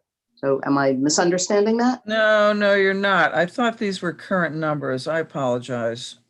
That's okay. So final roll 7/1/2020 valuation. That's the current valuation is. Right. I mean, they wouldn't have the final assessed Yeah, no, values. I got it. So what is their current assessment? Do you have those numbers, right? I mean, we don't have them at our fingertips. Well, this is the best I could do with what is afforded to me out there in the world. And Okay. if I don't have comparative information that's accurate, I don't know what the hell am I supposed to do? There's no. You did a great job, I think. Okay. Finding these We just wanted to know what we were, make sure we all understood the facts similarly. Well, maybe I should have contacted you before to get what the upgrades of these 3 properties would be, or 2 properties would be here in Rhinebeck. I guess Red Hook doesn't count. So do you have what your current assessment will be for these 2 properties? When we deliberate, if we think that we need to get that information from the assessor's office, we can do that. That's not something we would do during the grievance hearing. All right, so where am I? This means nothing to me. So where am I? Best with the most current information that you had. What those other properties may have been assessed at is not in the books yet. And they may be grieving them as well. So we don't really know what the final numbers would be for those. Right, I got that. Now, what do you do? What do you say to a landlord who may not be able to collect rents under this current situation, and you can't evict these people? That's not something that we have any jurisdiction. Well, do you keep that in mind when you're reevaluating the assessments? I think the COVID information would hit next year's grievance process, not this year's, right? Since it happened kind of after the fact. Yeah, I think that's I right. would say that I know other landlords that have gotten government aid through the different programs that are out there. So I would suggest kind of looking into that in the meantime. I know that Delgado's office has sent both landlords and tenants to different programs, steered them toward different programs in place for COVID relief specifically for tenants and landlords. All right. I will pass that along. Anybody have any other questions? No. So Gail, as you know, the process, the next step is that we will deliberate over the next week or two, and in July, there will be a letter sent out to the property owner owner? with the decision. Okay. Do you have any idea when in July? In Beginning? the first couple weeks, I think, beginning. First 2 weeks. Okay. Well, thank you for your consideration. And I'm sure any reduction in assessment will be very welcomed. Thank you, Gail. Thank you, Gail. Thanks. Thanks, Gail. All right, I'm on with the next one as well, 25 Center Street. Good, just stay put then. Yep.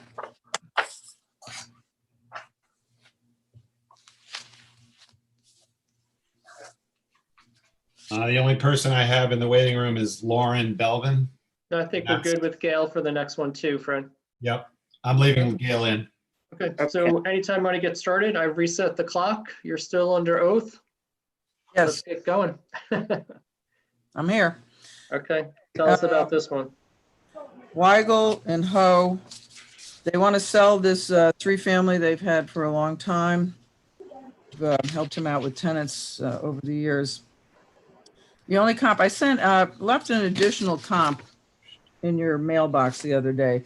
It's one of the properties I have for sale. Again, three-family sales. I couldn't find too many. Anyway, I'm selling this one out on Rock City, 1240-42-308. And that's, it's listed at 3 1/4. Right now we're dealing with an agreed price of $315. It's 2 buildings, larger lot. And obviously it's not in the village, it's in the town of Rhinebeck with Red Hook schools out there. Oh, we've got that in our packet, Gail. You got it? Yep. Okay, good. So basically, I did a CMA for him earlier in the year. I think your assessment is 466.3, the 2020 assessment. I came up with 320 on that. This is a small 3-family. They're all 1-bedroom units, living room, kitchenette, and bedroom. And what I've seen in the village of Rhinebeck is you don't usually get much more than 100,000 a unit for a 1-bedroom. So that's my comp on it. And he's, looking, he wants to sell it. And with the assessment going up to 466.3, there's no way I'm going to get 466.3 for this bill. So we'd like it reduced to the 300, 320 area. Because that's what it's going to go on the market for. And with a higher assessment and tax rate, it really hampers the sale.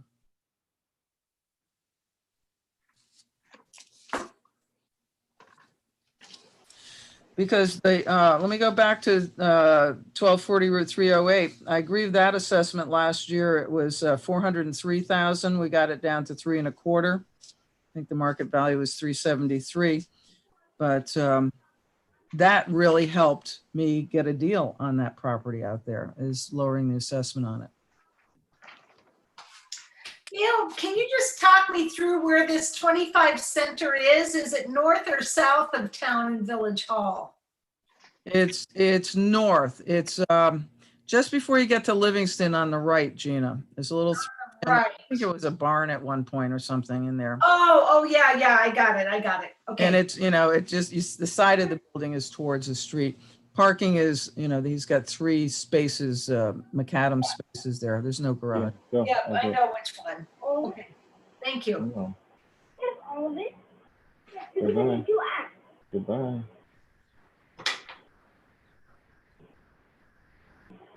Okay, anybody have any questions on this one? No. Lisa, I can hardly see you. Oh, I'm sorry. I'm sort of crouching down. It's hard for me to sit up straight. To look down and, yeah, I gotcha. Okay. Yeah, sorry about that. No problem. So again, same process. We'll deliver it over the next couple weeks and get a letter out beginning of July. All right. Thank you so much. Appreciate Thank you. Thank you, Gail. Is this the end of it for you guys, or you got more? We got Oh, more. A little Well, bit nine tonight. day today and then some, a little bit tomorrow. All right. Well, thank you for your efforts. I know this is grueling and you get a lot of tearful people, but try to keep it on a, business level. Whatever you can do for my clients, I really appreciate. Thank you. Thank you, Gail.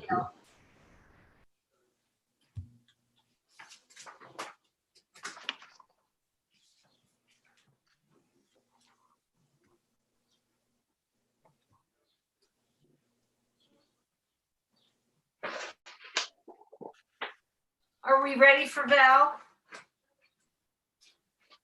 Yeah. Do we have her in the waiting room? Yes. I No, thought, you only have Lauren Belvin in the waiting room. oh, I thought you said it was Val. Okay, my bad. How far behind are we? We're not. Oh, we're not? Nope, think we, so. Caught we're up. 2 minutes off right now. Do we want to let Lauren in and do that and see if Valerie shows up? Keep us on schedule. I'm okay with that. Val's pretty good with it. I'll be shocked if she doesn't jump in, but let's go ahead and do the other. Okay.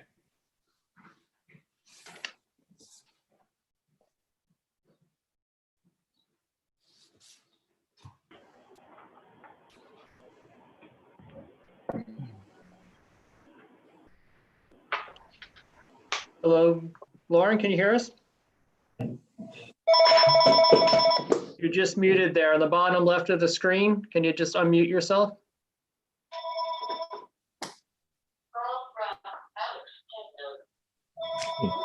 Do you see that on the bottom left? There you go. There you go. Okay, we on? We're on. Yes. Can you hear us? Excellent. Great. I can hear So- you just fine. Great. So before we get started, there's a quick oath to go through. Once we agree to that, we'll start the grievance process. We have about 10 minutes to go through it. At the 8-minute mark, I will give you a warning just to let you know we're getting close to the end, okay? All right. You solemnly affirm that the information you're about to give will be given accurately and truthfully to the best of your ability to do so. I do so swear. Okay, let's talk us through your grievance. All right. I would invite your attention primarily to attachments A and B to my application. Basically, the gist of my application is that my assessment was excessive, whether you look at the comparables that were cited to me as what the assessor relied on, or whether you look at, I think, another good indication of what a fair assessment would be, and that is the 2020 reassessments of all the houses or several of the houses on Beach Street that are comparable to mine, similar vintage to mine, and have other attributes, and all of which were assessed much less than mine. So if you are ready, we can go to attachment A. Yep, Sure. I see. Okay, this is a charting of the comparables that were cited to me as what the assessor relied on. You'll see my house, 29 Beach, is on the second column. And we'll look at the other ones. 21 South Street, 659,000, okay? Good condition, larger house, has a garage, closer to the village center. It also has, as I indicated in the write-up, a walk-up attic with, quote, plenty of room and windows at each end, unquote. And again, the attached 2-car garage. Going now to 24 Center Street, assessed less than mine. About the same vintage, a little bit bigger, 3 bedrooms, a garage, closer to the village center. What the difference is, I can't begin to tell you. Next one, 24 Chestnut, 675,000. That one sold recently, as you know. Year built 1900, square footage, excuse me, a lot less. Excuse me, 3 bedrooms, garage, actually prettiest barn in town, if you ask me. But my comments below are it's closer to the village center. It's been described as one of the most sought after houses on arguably the best block in the village. It's a brick house. It has the barn with the metal roof. Lastly, 57 Chestnut, 470,000, significantly bigger house, 3 bedrooms, garage, And that's probably all I need to say about attachment A. If you go to attachment B, which is the assessments, the 2020 reassessments of houses on Beach Street. The only one on Beach Street that is not on my block is 18 Beach. That's the first one. 18 Beach is on the corner of Beach Street and East Market Street. It recently sold. Again, it is a larger house than mine. It has 4 bedrooms. It has a garage, a rather big garage, and it was assessed at $460,000. I should say, as I start to talk about these houses, they are all wood houses. They are all in good state of repair. They all have curb appeal / pride of ownership that's exemplified in them. All right, let's go on to 27 Beach Street, which is right next door to me. Wood house, good condition, significantly larger square footage, slightly smaller acreage, mine is 0.31, hers is 0.29, not enough to quibble about. 4 bedrooms, a garage, assessed at $438,000. 33 Beach Street, 2 houses away from mine. Again, built in 1837, wood, good state of repair, significantly larger than mine. 0.27 acres, so basically the same size lot, 3 bedrooms, no garage, but $369,000. And finally, 35 Beach Street. That is a significantly larger house. It has basically the same square footage in acreage that I have, wood, good condition, 4 bedrooms, and that one has had a number of improvements as mine has. I mean, that one exterior has new siding, new windows, new roof, new doors, and there have been internal improvements as well. So, and that is at $372,000. So I guess you can see where I'm going with this. I don't understand why I hit the jackpot with a $519,400 assessment compared to either the recently sold comparables or the comparables right on my street.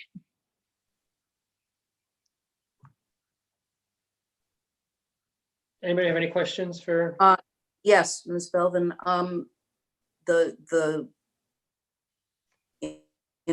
The comparables on attachment B that we were just Mhm. talking, you were just Yes. talking about. Where did you get the 2020 assessed values for the comparables? Well, they came off the assessment rolls. There was an open page that we could go Okay, to. From the assessment. Yeah. And those are the current assessments. Okay. That was my Yeah. question. All righty. Oh, yeah, thanks. All righty. Okay, I have no further questions.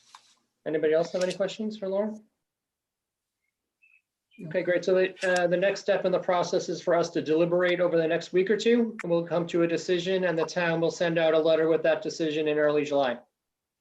Thank you. And thank you very much for your time and consideration. I appreciate it. Thank you. Thanks for being Thank early. you. Bye-bye. Bye.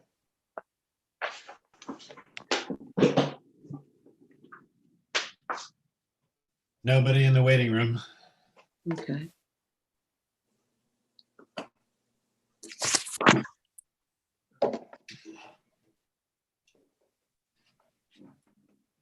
Gina, do you want to call Val Kilmer?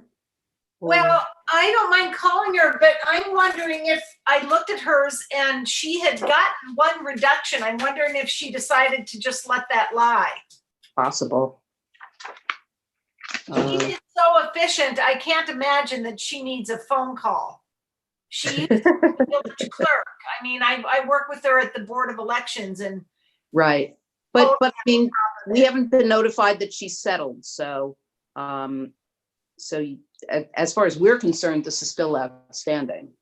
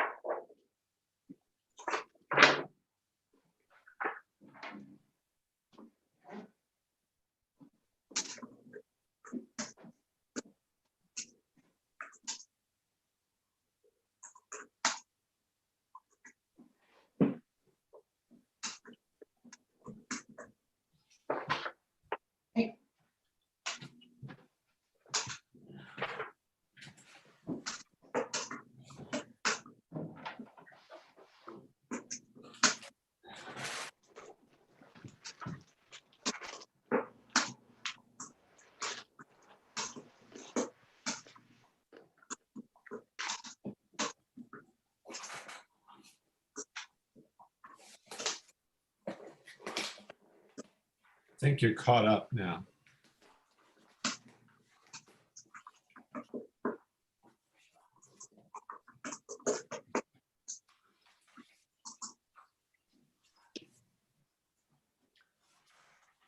Anyone need me, Michael? I've got a second if you need anything.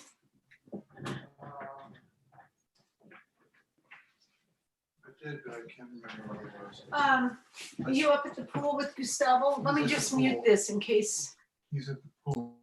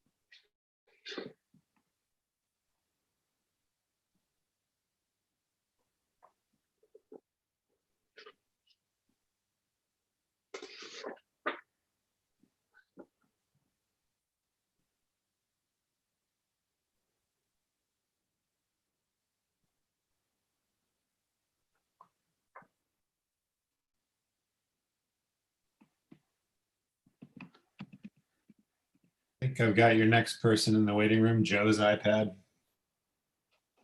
Joe Allison.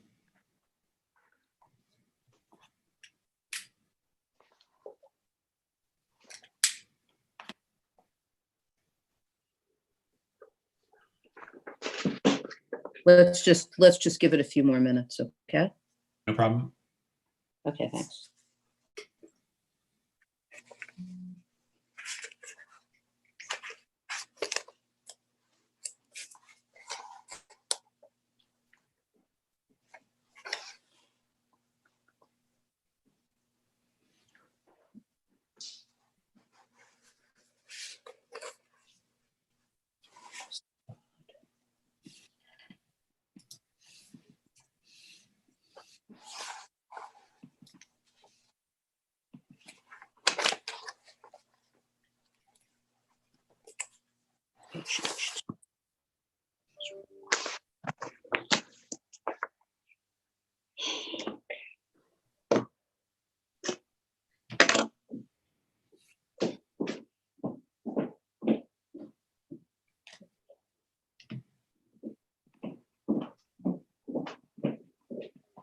Nelson?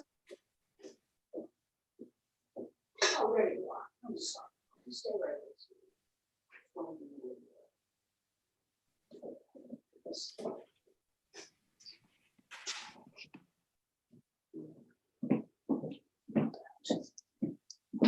you doing there?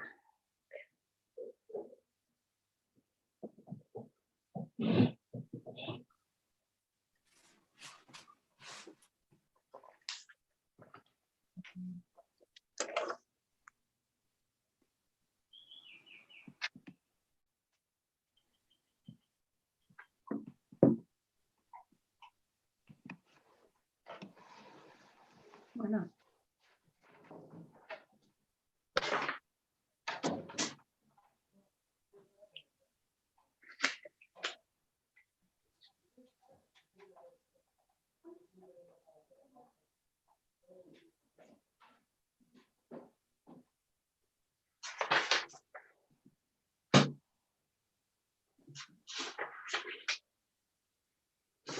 Did we have someone? Yes. Yes. Next person looks queued up. Okay. I think we're ready. Lisa? No, Steve's not here. Yeah. Okay. We'll wait for Steve. I'm back. I'm back. There Ready? he is. Sorry. All right. Let's go. Looking for a snack. I'm starving. I know. As I see John eating something. Little granola and milk. I'm drinking too much water. I need some substance. Yeah, right? I'm gonna go get pizza, I think. I don't know how by Friday, there's no food left in my house with everybody home. Yeah. They eat it all. I know, we used to have food for weeks. It was just my little one, well, not so little, but now that the college one's back.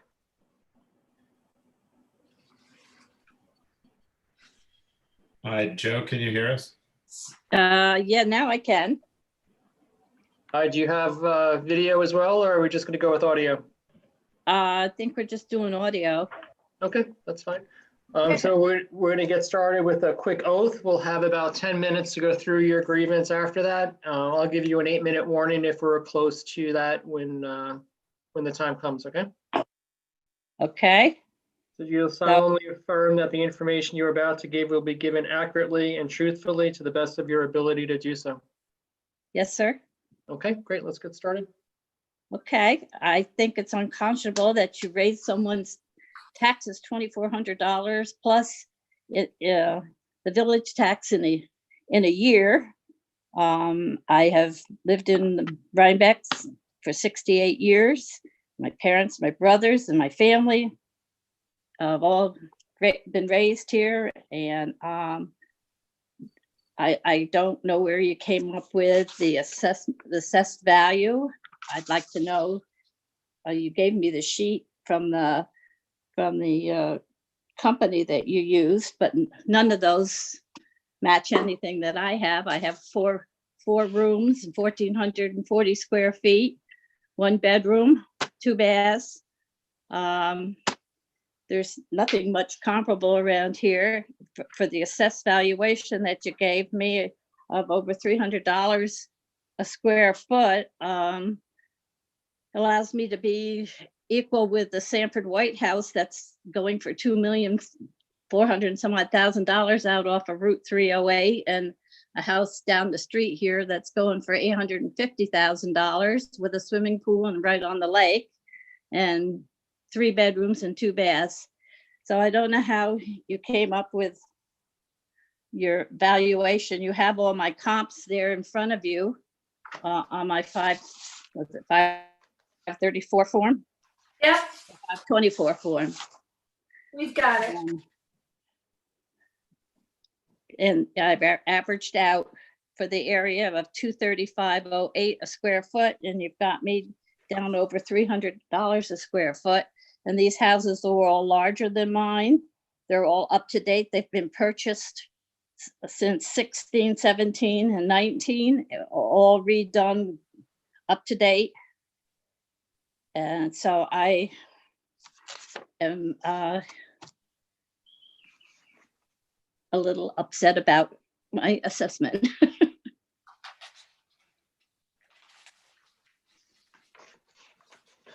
Is there anything you can tell me back or anything? One thing, I just want to confirm on our sheet, it has that you have 1 bedroom and 2 baths? Yes. Well, one of the bathrooms is a laundry room too. Uh-huh. It's a laundry room, bathroom with a shower in it. Okay, and you purchased in 2010? Hello? Can you hear me? You're frozen. Can you hear me? I can hear you. Can you hear me? You're breaking up a little bit, but go ahead. Okay, Joe, you purchased your house in 2010? I purchased the property in 2010. This is a modular. I put the modular up in House on. 2011. Okay. This is a modular. Okay, got it. And what? I only have 1 floor. It's a cape, but I've only. I got it. Okay, and there's an attic and a basement. I see. So you paid 115 for the land, then Correct. put the 130,000 modular on it. Correct. Okay, got it. Thank you. Yep, you're welcome. Thank you for asking. Sure. You are? Gina Fox. Oh, okay. Now I know the face that goes with the name. I don't know if that's good or bad. We'll find out, won't we? Yes. So you've got all my comps. I've got many more. I've spent hours and hours on this. My house is nothing more than a condo with a clothesline. That's why I built the smaller house, but I wanted a clothesline, or else I would have gone down to the woods or the gardens. And I'm old fashioned. I'm a mature person.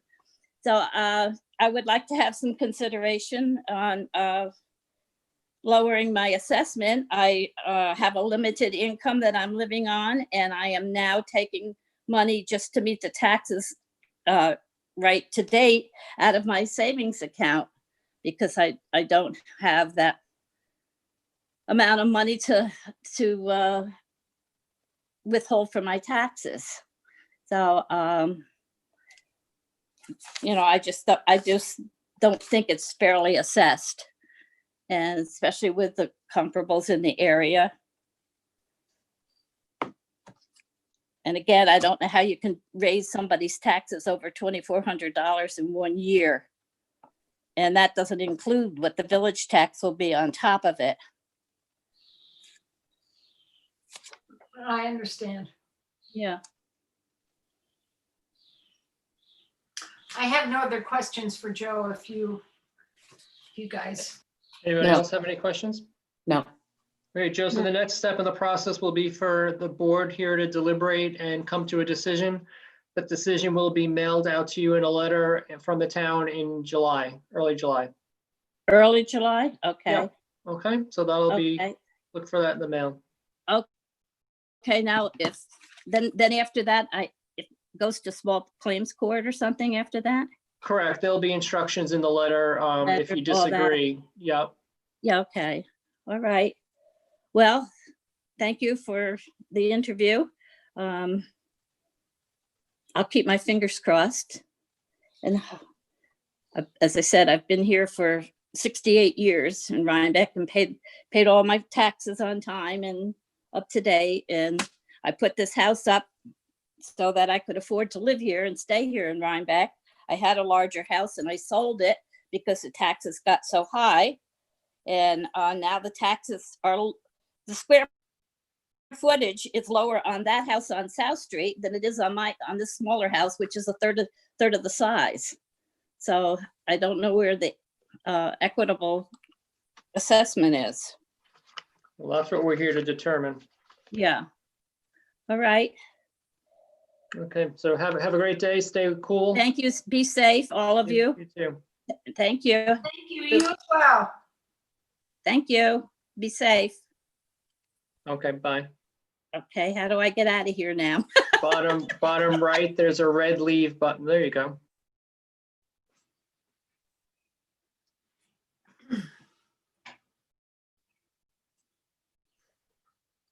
Let Josh in, or you want a couple minutes? I think I'm good. You're good. Let's go.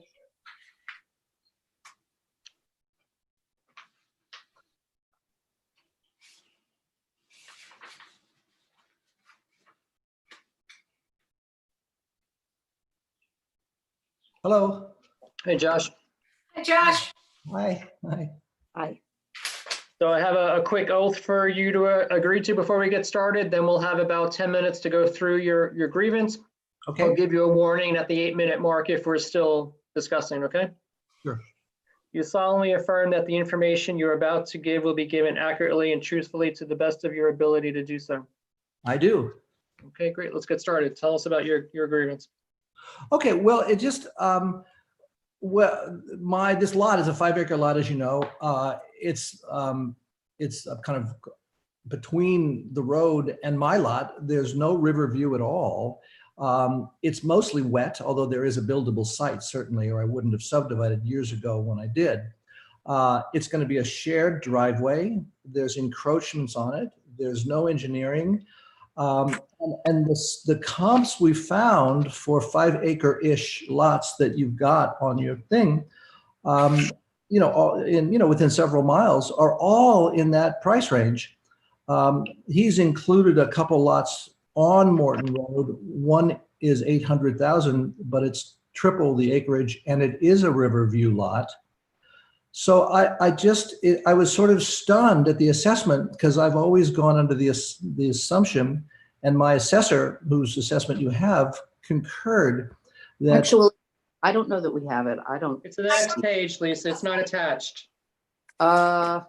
Should It just be right on top. It was sent to Matt. I've got the land appraisal with several comps. It was sent to Matt. It was just a one-sheeter. Well, We will take a look at it. okay. I'm sure I'll get a copy of it. I could send it again, but it went to Matt Sabia, and then I think Donna said it was all sent forward to the place it should be. All right, we'll figure it out. Okay, so on there are 1, 2, 3, 4, 5, 6 comps. One of them includes the Morton Road 16 acres, which is about 900,000. But again, that's 16 acres Riverview.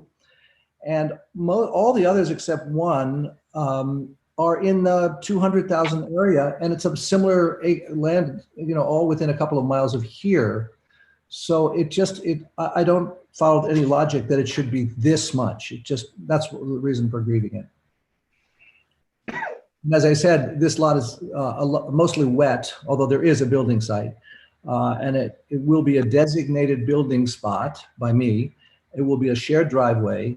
So there's a lot of limitations on it. There's no engineering on it at all. There's encroachments on it from lots to the north. So there's work to be done. So I really feel strongly it's not worth that. There have been no sales at this level on 5-acre lots. So that's my argument. Josh, the appraisal that you sent in, it says it was, the date must be wrong because it says it's for this year, July of this year. What's the actual date on that appraisal? I'm looking at it. It says July 1st, 2019. Yeah. So this is a misprint on our copy. That's a misprint, yeah. Thank you. Yeah. So it's recent. Yeah. Oh, yeah. I just hired Mike Mondello to do it. Thank you. That's all I have. Okay. I have nothing. Okay, great. So the next step is that we will deliberate over the next week or two. We'll come to a decision that the town will send a letter out to you in early July with. Okay, thanks. And if for some reason you don't have these comps, please let me know because they were all sent to Matt Sabia. We'll figure it out. Okay. Thanks for your time. Thank you. Okay. Thank you. Bye-bye. Bye-bye.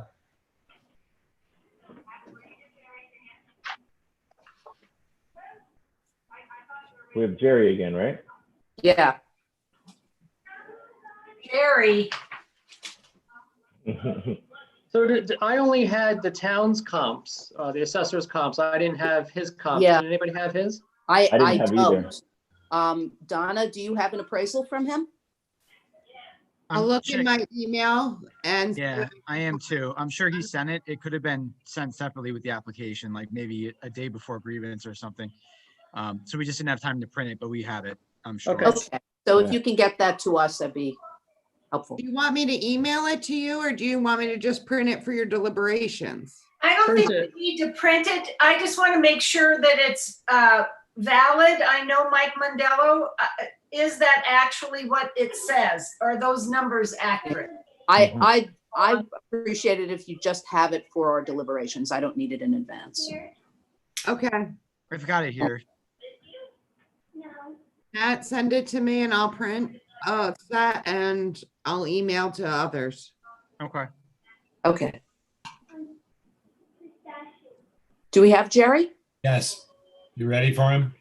Yep. Yeah.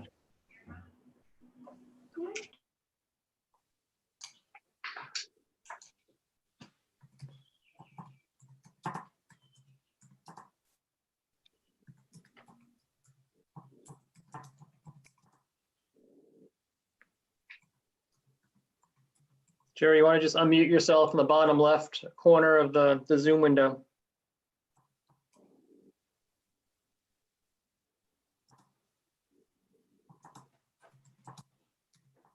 Okay, unmute. Okay, great. So we're going to get started. I'll read a quick oath that we agreed to. Then we'll have about 10 minutes to go through your grievance. At the 8-minute mark, I'll give you a warning. Okay? Okay. Do you solemnly affirm that the information you're about to give will be given accurately and truthfully to the best of your ability to do so? Yes, yes. Okay, let's get started. Tell us about your grievance. Well, basically, I bought the property, this particular tax lot, plus the 4-acre tax lot we discussed on Wednesday. Yeah. For $545. Okay, so there's a farmhouse here that's 200 years old that needs a lot of work. And when I bought the place, the cottage and everything was in disrepair. Even the swimming pool is like 30, 35 years old. It's barely working. My intention was to subdivide the property and sell the house because it needs to be renovated, and to renovate the barn and cottage.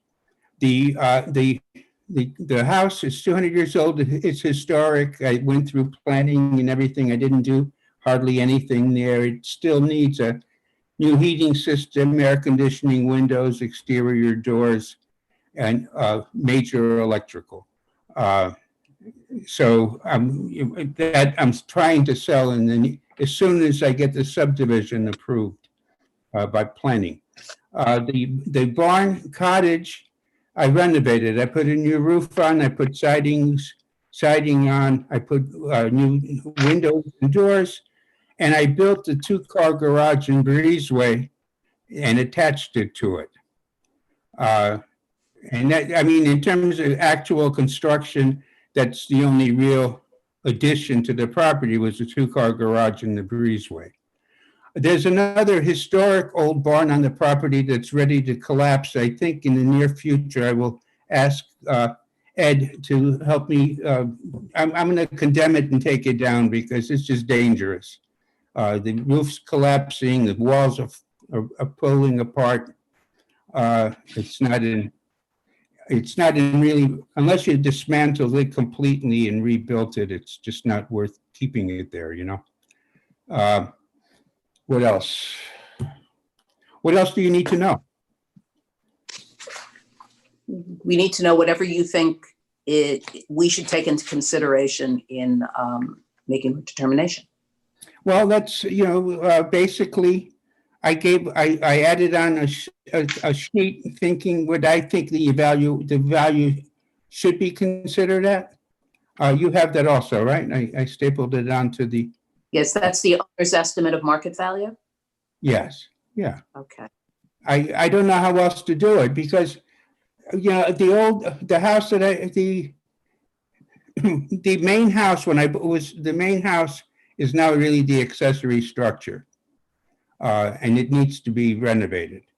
The accessory structure, which was the cottage, is now the main residence. I had all that done with the building department, planning and zoning, and the historical people and everything. So that's basically where I stand, you know. Jerry, may I ask you on improvements to barn cottage, item 3 on your estimate, are those your out-of-pocket costs to do that work?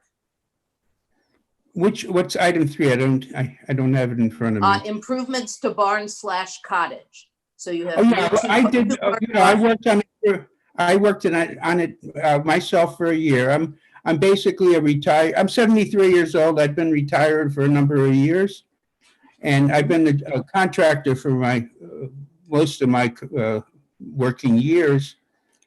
So I did a lot of this work myself. I did have a couple of people coming in, the electrician, the plumber, the roofer. So what are these values then? They're basically they really don't, oh, hold on. Well, the values are, well, I mean, I have interior things like painting and stuff like that, but I don't think that really has anything to do with this, you know? No. I'm sorry. I apologize. I don't think I'm making myself clear. Yeah. You have value for example, for 2-car garage and breezeway, $55,000. So what Yes. is that $55,000 based on?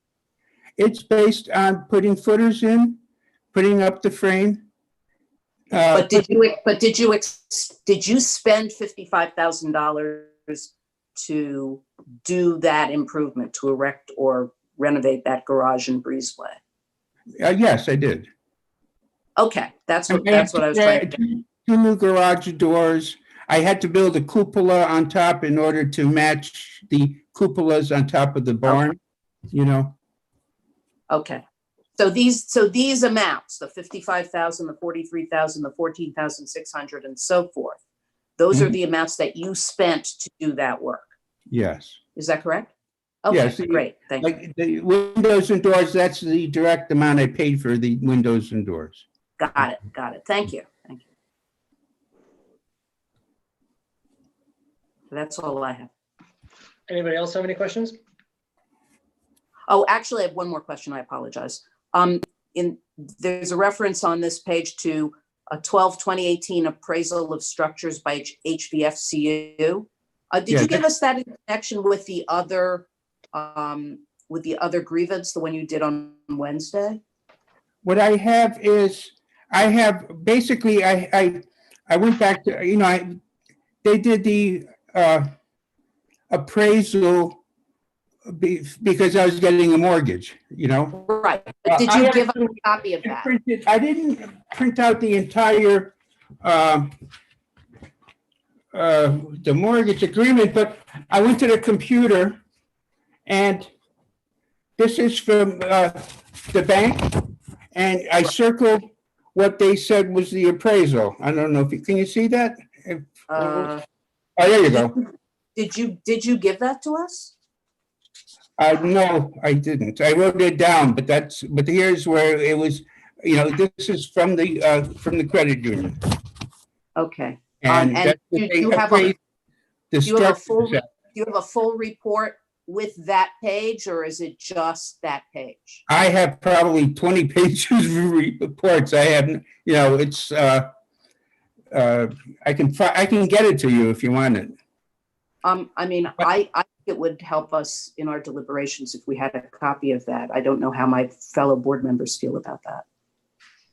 It's up to you. You know, I can get it over to you guys, drop it off in the mail slot. It's with all the papers the lawyer gave me from the closing, you know, so and I just, you know, I pay the mortgage every month, so I looked online to see what information was on there. I thought maybe that would be online. I can email it to you. Yeah. But all they had for the appraisal is just the value that the mortgage was based on, you know. Okay. And I'm assuming it's just the buildings, not the land. You know, that's why I put it down that way. But of course, so I would like to get a copy of that appraisal. If good. Okay. Right. So you can deliver that over to Donna or Mr. Sabia in town hall, preferably today. I'm going to go through and see what I have.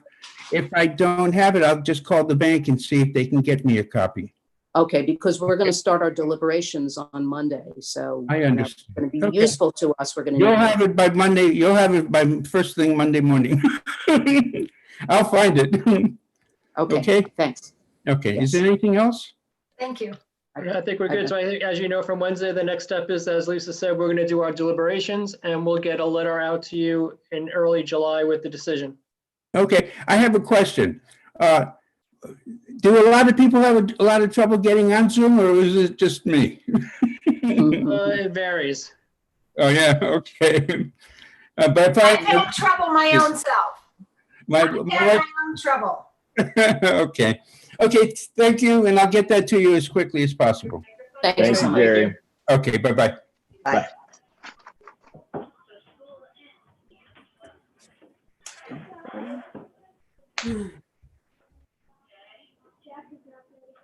Grievance board. Yes, ma'am. Valerie Kilmer just called me. She's called in a couple times to Zoom. She says she gets told to hold on and she hears music and then it says something and then it hangs up on her. Would you be willing to hear her even though her appointment was at 10:50? Yes. Yes, but when are we going to do that? That is up to you. I can call her right now on my phone and you can do it right now if you want to, or if you want to wait until you're done. I mean, do we have any open slots later in the day? We have one at 3:50, right? Because that person was received after the deadline. And we have one at 2:10. Bruno Henry now. Oh, you filled them. Yes. You filled both of them? Yes. All right. And what about the 6:20, 6:50, and 7:50 slots? Are they all filled Are there too? all the side names? 6:50, I did speak to that resident because he had called before, he was on and off. And I think he was just confused because he did tell me that he did submit an application through a drop off. He said it was last week. We do not, we weren't able to find it, but he has he still has his letter that he attached that's dated May 20th. So I think, it could be a possibility he did, and it's just the application that, the one application that we've unfortunately probably mishandled or is not, we can't locate right now. But we don't have any, I unfortunately don't have any proof. So I would have to ask you if you would like for him to still submit a grievance and move forward for the 6:50 appointment with his letter stating May 20th. I realize it's a. I mean, we're supposed to have received it. And Right, he did, I he mean, said he dropped off either the day he typed the letter, which is May 20th, and he has a copy of the letter, just doesn't have a right, copy but of this the isn't form. the situation where we have received it, but we received it late. We just Correct, never received it at all. Right, he dropped off a week ago, after he typed the He letter. says. That's what he He said, right, says he dropped exactly, it off. exactly. Yeah. Or we just, Yeah, and we still don't have anything. Correct. right, So I'd be disinclined to hear him. Because anybody can say anything. Correct. absolutely, and if Yeah. we do find it, we would just have to request the board have another meeting. So that can be handled down the line if that's a possibility, if we do locate it, if it was on our end. Okay, I'd say that's how we should do it then. Okay. And what do you want to do So- with Valerie Kilmer? Do you want me to call her back at like noon if you guys end this session quickly? Well, I have things I have to do in the break. I can't fill the break with more appointments. So, I mean, my preference would be, since we've got a short day tomorrow, is just, tack her on tomorrow. If she can do that and everybody else is willing.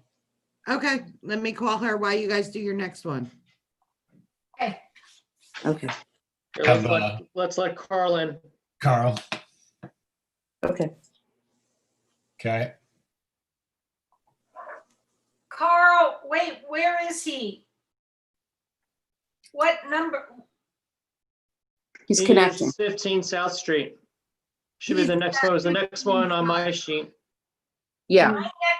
My next one is 15 Sud LLC. That's Carl. Okay. Yeah.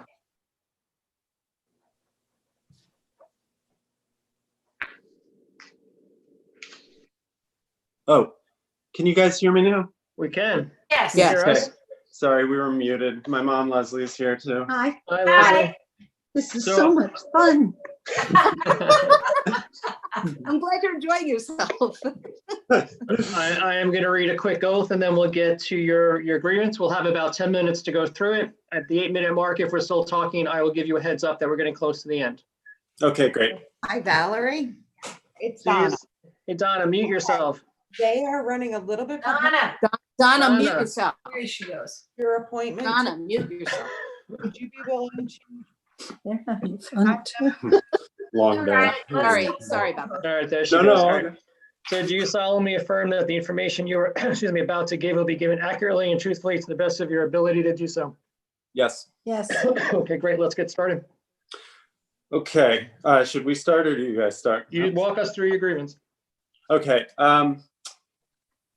Well, to start with, our assessed value went up by about $200,000, about 40 some percent since 2019, which in and of itself was a little shocking. But my father also passed away a couple of years ago, so we happen to have gotten a recent appraisal. We told our appraiser to please read it as high, read the market as highly as she possibly could, because it was for capital gains purposes. She said she had no way to go over whatever she came out with, 369,000, because it's a multifamily. And because as a multifamily, I mean, based on the rent roll, I could see even if we're multiplying income by, say, value by 10 times the rent roll, I could see a $400-some thousand assessed value as it was, but a 680,000 assessed value seems like it has to be considered a single family. That has to be a single family, I would think, based on what I know about the market in Rhinebeck. And this house is $200,000-$300,000 away from being a sellable single family house. So I just don't see how we're getting there. That's really about it, I think. Carl or Leslie, could you give me a breakdown of the 3 units? It's 4 units. It's you mean the monthly rent? No, say bathrooms, bedrooms. Got you. One small studio, one studio with separate small kitchen, and 2 1-bedrooms.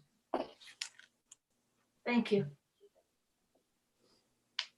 So 2 studios and 2 1-bedrooms? Yep. Okay. And Leslie, do you live in one of those? I do not. Okay. We did about 35 years ago, but Yes. not in a while. And the rent roll is around 40 now. I think it's up, and we just got it. I think we just got it, broke 40 this year or something. Okay. But I mean, we update as vacancies come for tenants, and we refinish floors and paint. But I mean, it's an old house, and if somebody wanted this to be a single family, it would be, they'd be making us an offer based on Gutting it. Basically gutting it. Yeah. Old kitchens, makeshift bathrooms, fiberglass stall shower type thing. Yeah. We haven't done. There's some nice details, but that were kept from the original house. But whenever it was subdivided, years even before we got it, I think, it was. We've updated things as we need to and as we can, but in terms of a single family usage, everything would basically need to be replaced. The outside's nice. That's about all.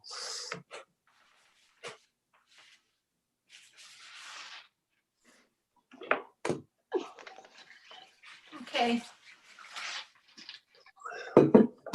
Anybody have any questions? No. Nope. Okay, great. So the next step in the process is for us to deliberate as a board. We'll get to a decision in the next week or 2. The town will send out a letter in early July with that decision. Okay. Thank you. Great. Thank you very much. Thanks very much, guys. All right, thank you. All right. Bye-bye. Bye. Excellent. What is next?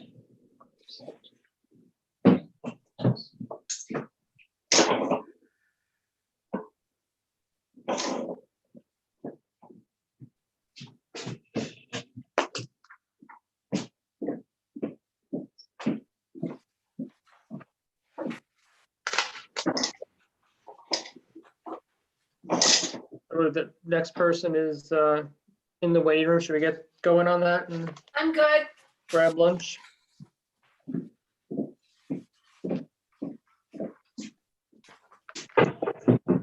Go ahead, let her in, Deborah. Yeah.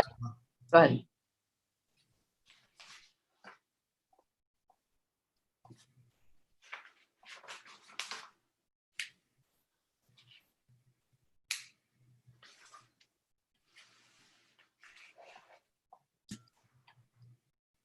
Hi, Deborah, can you hear us? Yes. All right, so we're going to start out with a quick oath, and then we'll get into your grievance. We'll have about 10 minutes to go through it. If we're still discussing it around the 8-minute mark, I'll give you a warning that we're getting close to the end, okay? Okay. Do you solemnly affirm that the information you're about to give will be given accurately and truthfully to the best of your ability to do so? I do. Okay, great. Let's get started. So walk us through your grievance. Okay, so I live at 36 Wincliffe, and I am here because I'd like to grieve my site taxes. I feel like that they're too high.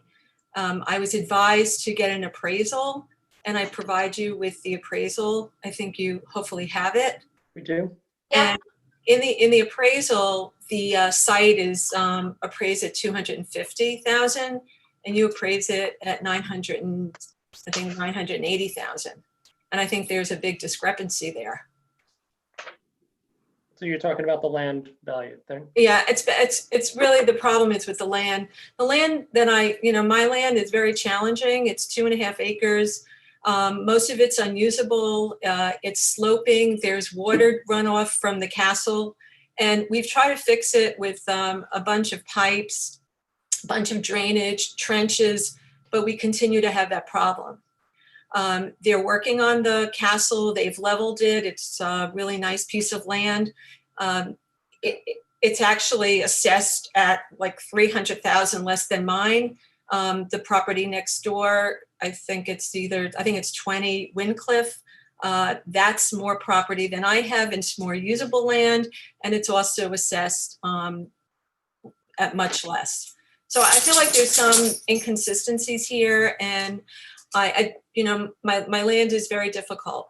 It's a very difficult piece of land. It's very rocky, just as what I said to you.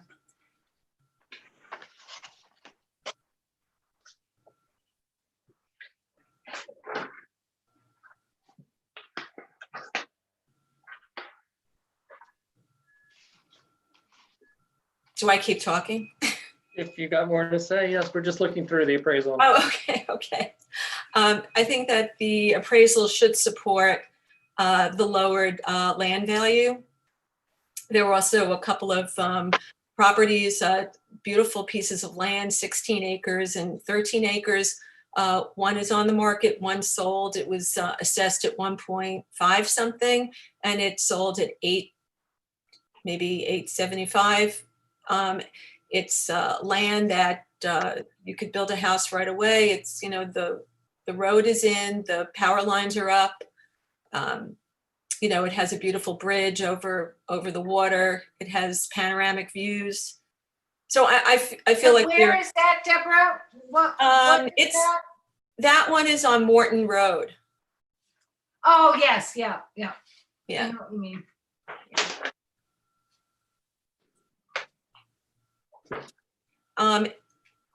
So I feel like I've been burdened.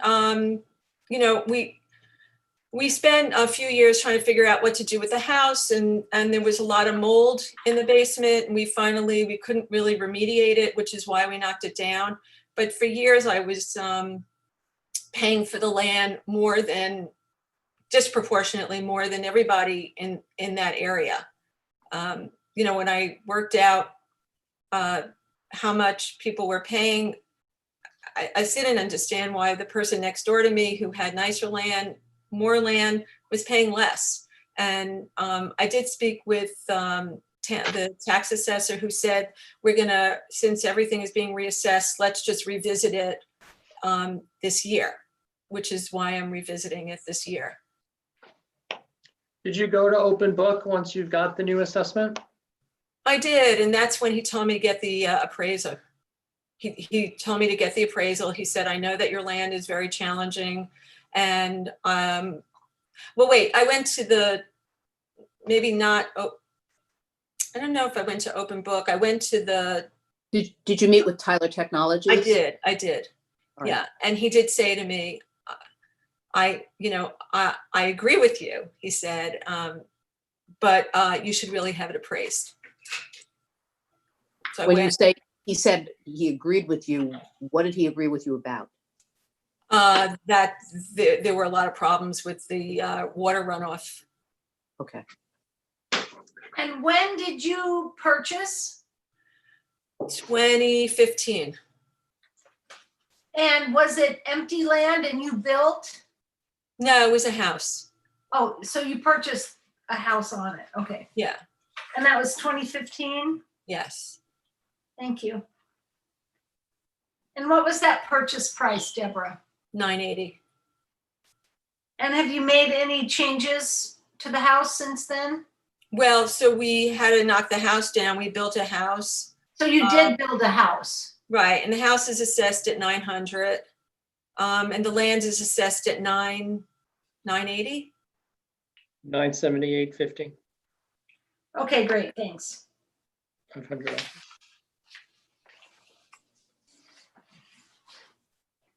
Okay. I feel like I should say something else. Only if there's something else you think you should bring to our attention. Just that I think the appraisal really speaks for itself. I think it looks like it's pretty comprehensive to me, not being in your business of real estate. But I think that he's got like a number of comparables there, and the sales price and the list price don't, 50% of the time it doesn't work out to the list and the sales price, especially that big piece of the two big parcels of land on Morton Road, which are, they basically blow my house out of the water. The view, the land, especially the one on Rhinecliff Road, which I think I speak to, the very panoramic, beautiful, lush views with the waterfall. I think it's just totally a very different piece of property. And I think the comparison doesn't work.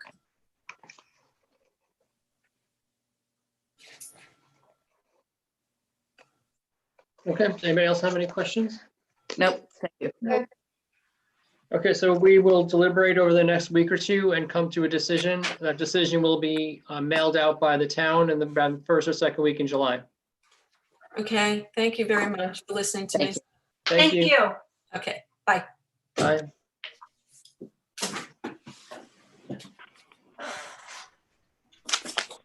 See everybody back at 1. Yeah. Okay. Great, thank you. Yep. Thanks, everybody. Thank you. Before everybody disappears, Valerie Kilmer is going to be, I put her on tomorrow, and she is your first one, so we have to start at 11:10. Okay. I'll just make a note of that. And you might want to pull your form out of your pile and put it in tomorrow's pile. Yes, I will do that.